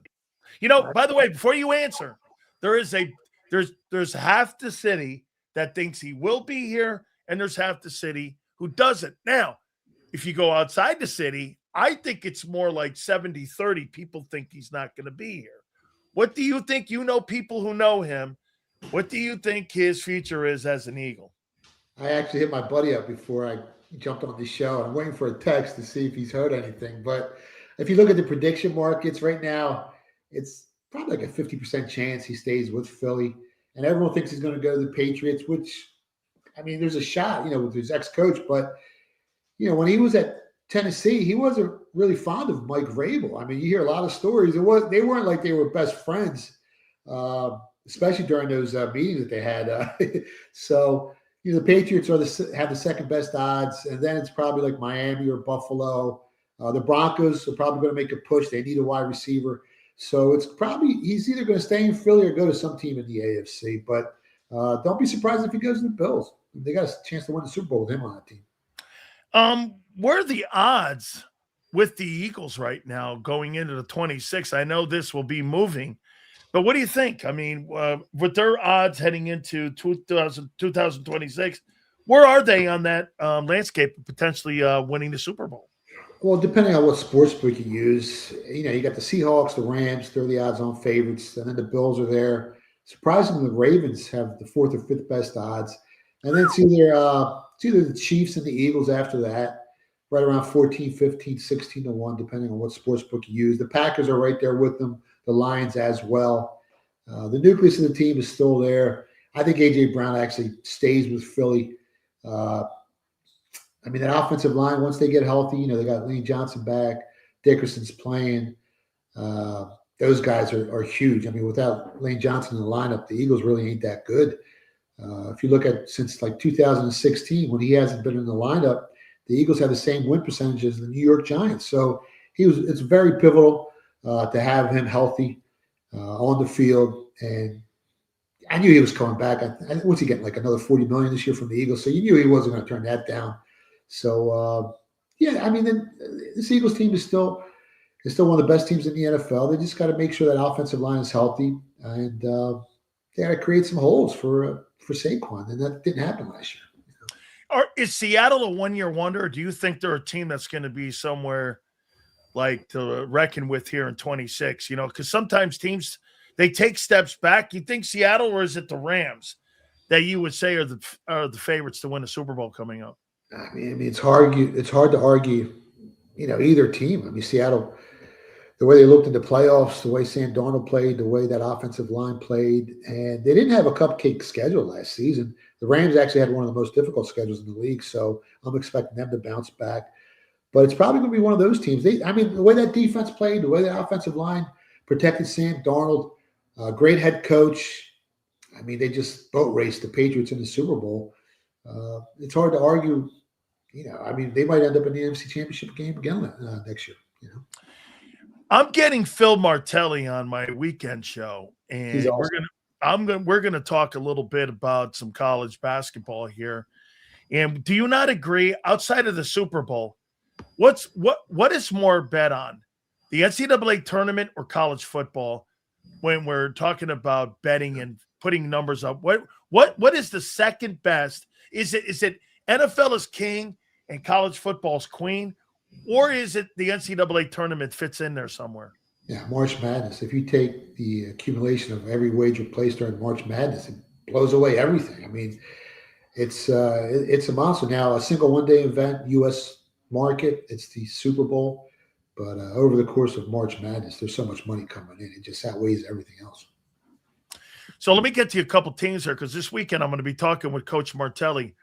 Michigan, 24-1 right now. They've been really going through the Big Ten right now. Wisconsin has also made a run a little bit here where, you're starting to see them. I think they're down there around 24th right now, and they're sitting at 18-7. But really, this is going to be Purdue, and it's going to be Michigan. Do they win the Big Ten? And how good are their odds to win the national championship? I mean, Michigan's the odds-on favorite. They lead the nation with like a plus 22 scoring margin. I think they're 10-0 in quad one games. This team is built to win the whole thing. Interior size, defensive efficiency, you name it. And I like their coach. I mean, first-year head coach, he's done a hell of a job.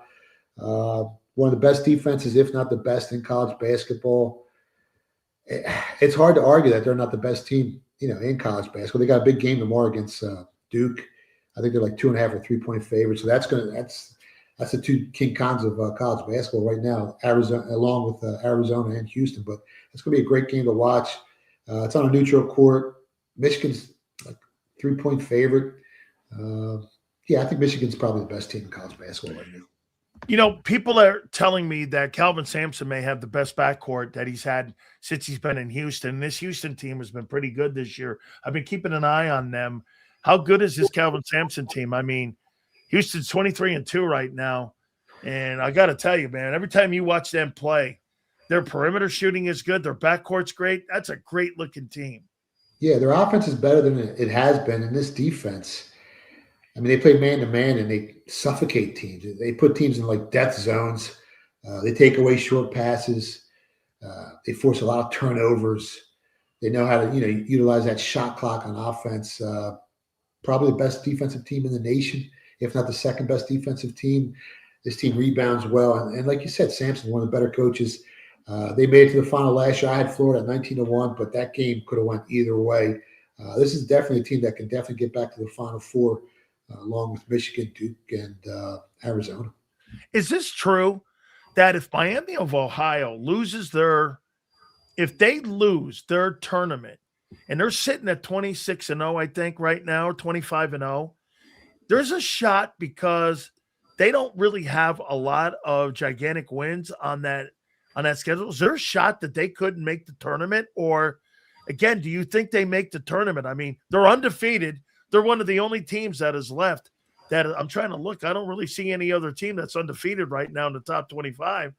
I mean, what are you making them? I've been asking everybody all year. I had Coach Calhoun on, the former coach at UConn. I asked him what he thought. He goes, he thinks they're pretty good, but he thinks if they get put into a really rough bracket, they could get waxed by anybody in the opening round. What do you make of Miami, Ohio?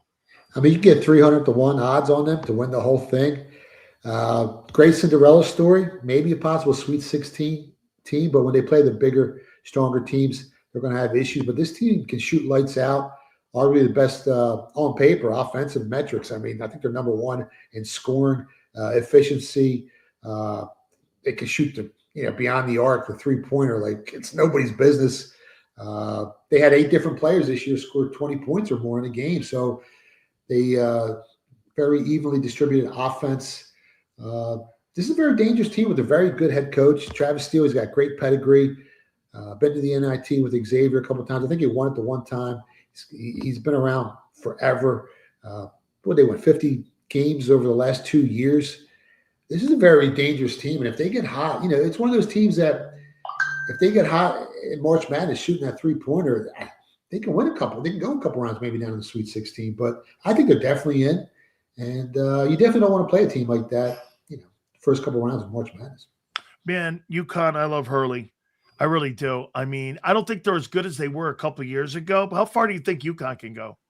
I mean, one of the best coaches in college basketball, and that's big, during March Madness because of the turnover, because of the game planning. You got to plan so quickly. They're not as good as they were a couple of years ago when they went back to back. They can definitely make some noise. Can they win the whole thing? I don't think they can win the whole thing. I mean, they lost to Creighton. Creighton was what, a 15-point underdog. Yeah. Are they? They're still a good basketball team, but I maybe a Sweet 16. Maybe Elite 8 is going to be kind of tough, but with a coach like that, anything can happen. He's so good. How about Calipari's Razorbacks? A great game the other night against Alabama. I mean, they almost beat them. Man, he's such a great coach. I love John Calipari. Everywhere he's gone, either it's been UMass or it's been Memphis or it's been Kentucky. I mean, when it comes to college basketball, he's just been sensational. And I like this Arkansas team. Is this a team that could be an Elite 8 team? They could. I mean, they took Alabama, double overtime the other night. They lost by 2 points, had chances to win that game. Calipari, one of the best coaches in college basketball.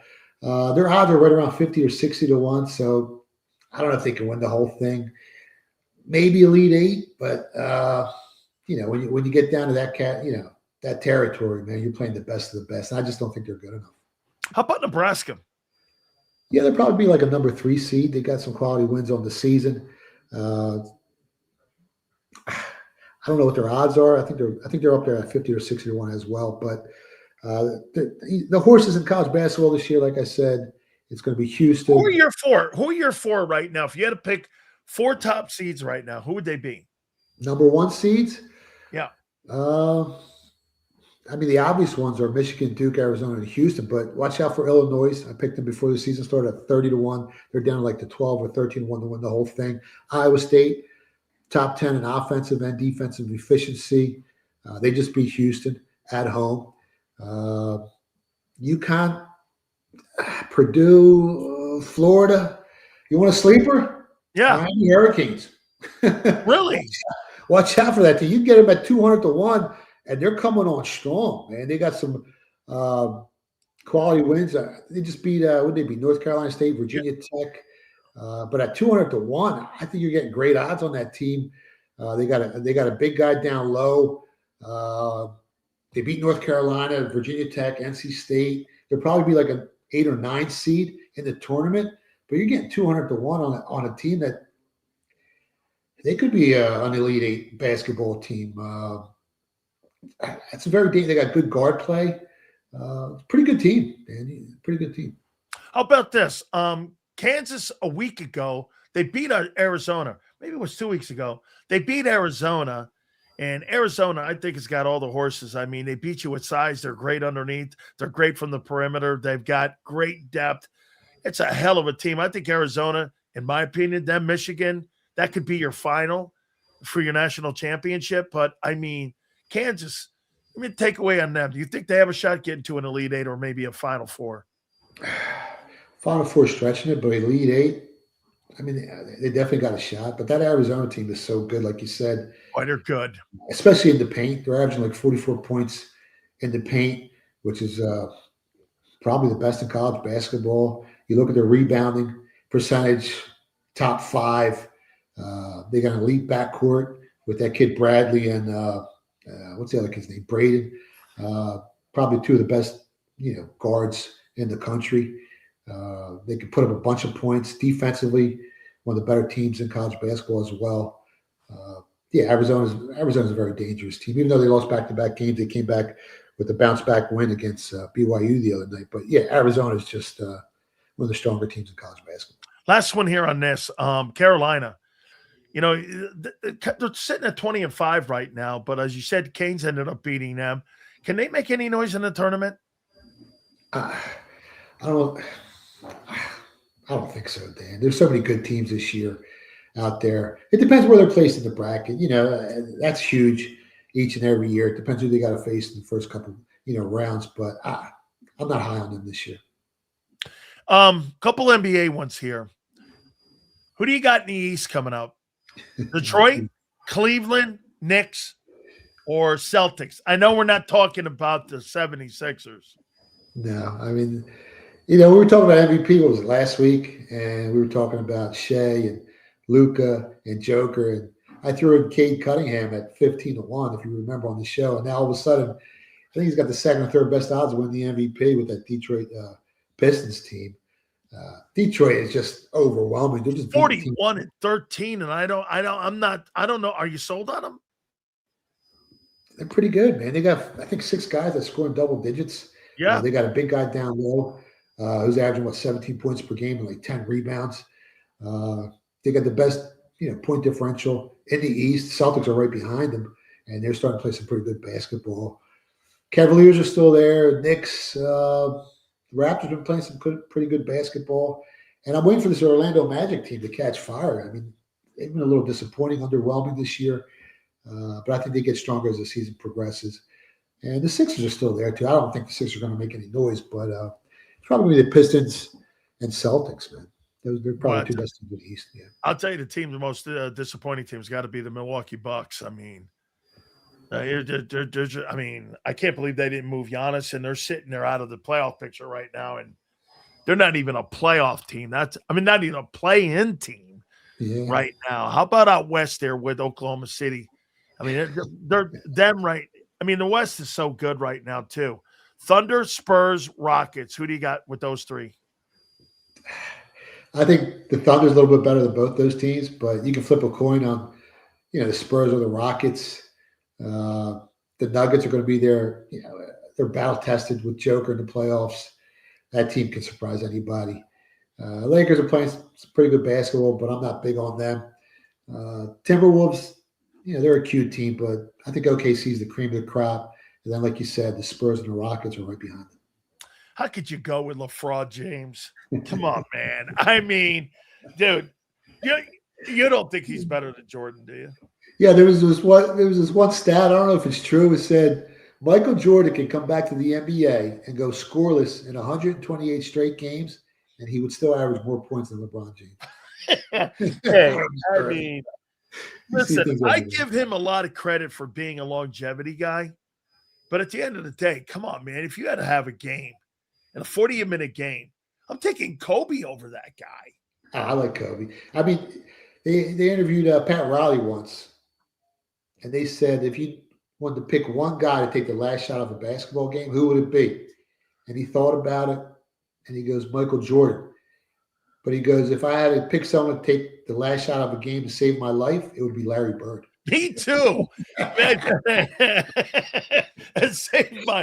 that's one of the greatest lines of all time. If I had to pick a guy to win a game, it's Jordan. If I had a guy to save my life, it's Larry Bird. If you look at his first 9 seasons before he hurt his back, his numbers are comparable to Jordan's. I mean, Larry Bird, people he was a slow white guy, but so was Luka. And Luka's leading the league in scoring. I think Larry Bird is clearly one of the best there is. All right, my friend, tell folks where they can find you. Yeah, you can find me on X at Philly Godfather. The website's thephillygodfather.com. And if you want to pick up Booked right there, #1 on Amazon new releases, Organized Crime. We were a little disorganized in that betting office, but we still made some money. You go to phillybook.com. I'll send you an autographed copy. It's available on Amazon and Barnes & Noble as well. And we start the book tour up on March 14th at the Brew Room in Ardmore, PA, the legendary Brew Room. So come on out and have a good time. You got it, my friend. I appreciate you always, and you're always there for me. Thank you so much, man. See you soon. Arizona plus 5.5 against Houston on tomorrow. Good luck, guys. You got it. There he is, making you money. Our friend, legendary Philly Godfather. Let me make some money. Also here with our friends at Morgan & Morgan, the number one injury law firm in all of America, for a reason. It's because they win. This will be the easiest decision you ever make in your life, my friends. Simple, because they have a team of attorneys that's there to defend you. Go to forthepeople.com/big sales or pound law 529. That's forthepeople.com/big sales or pound law 529. And do me a favor, you tell them Big Sales sent you. There's a reason Detective Johnson is the gossip king. Oh, did you hear? Jackie and Tom Are getting a divorce? Sad. Well, I heard that Ashley Had work done on her face? Yeah, oof. Just like there's a reason Morgan & Morgan is America's largest injury law firm. Injured? With over $25 billion recovered for our clients, there's a reason to go big. Bathroom? Okay. Morgan & Morgan, America's largest injury law firm. Oh, okay. Ignite your nights with free live entertainment daily, only at Live Casino and Hotel Philadelphia's Center Bar. 7 days a week, enjoy some of the region's top party bands, performers, and DJs as they take the stage in the heart of the casino action. Great cocktails, live music, and lively moments. It's all happening at Center Bar at Live Casino and Hotel Philadelphia. Visit livecasinophilly.com for more details and the complete list of upcoming events. Must be 21 or older. Gambling problem? Call 1-800-GAMBLER. This is Eric. When he got injured in a car accident, he called Morgan & Morgan. He not only gets a lawyer, he gets trial lawyers like Sam and Jessica, who are in it to win it. He gets his own investigators with briefcases, leather ones. And if you ever have questions, our customer service folks keep things rolling. Injured? We're your army. Morgan & Morgan, America's largest injury law firm. Welcome to the Jet Setters and the High Rollers, to the Shot Takers and the Tastemakers. Welcome to the Viewfinders, the Thrill Seekers, and the Night Owls. Welcome to everything you could possibly want on one 5-mile island.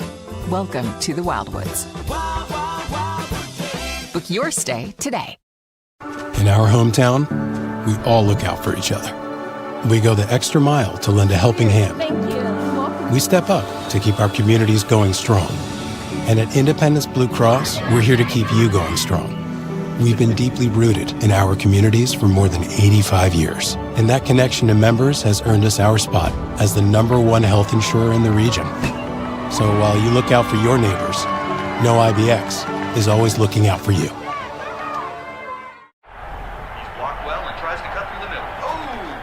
Your gut says Miami is going to win, and you should take the over. Your gut also said your NFC selfies would only go up in value. They didn't. But your head is on Sports Grid and knows the QB is in concussion protocol. The backup has a 45 QBR against the zone coverage. The New York D has the most sacks in the league. So yeah, trust your head. It's smarter to be on Sports Grid. EAGLES. Eagles.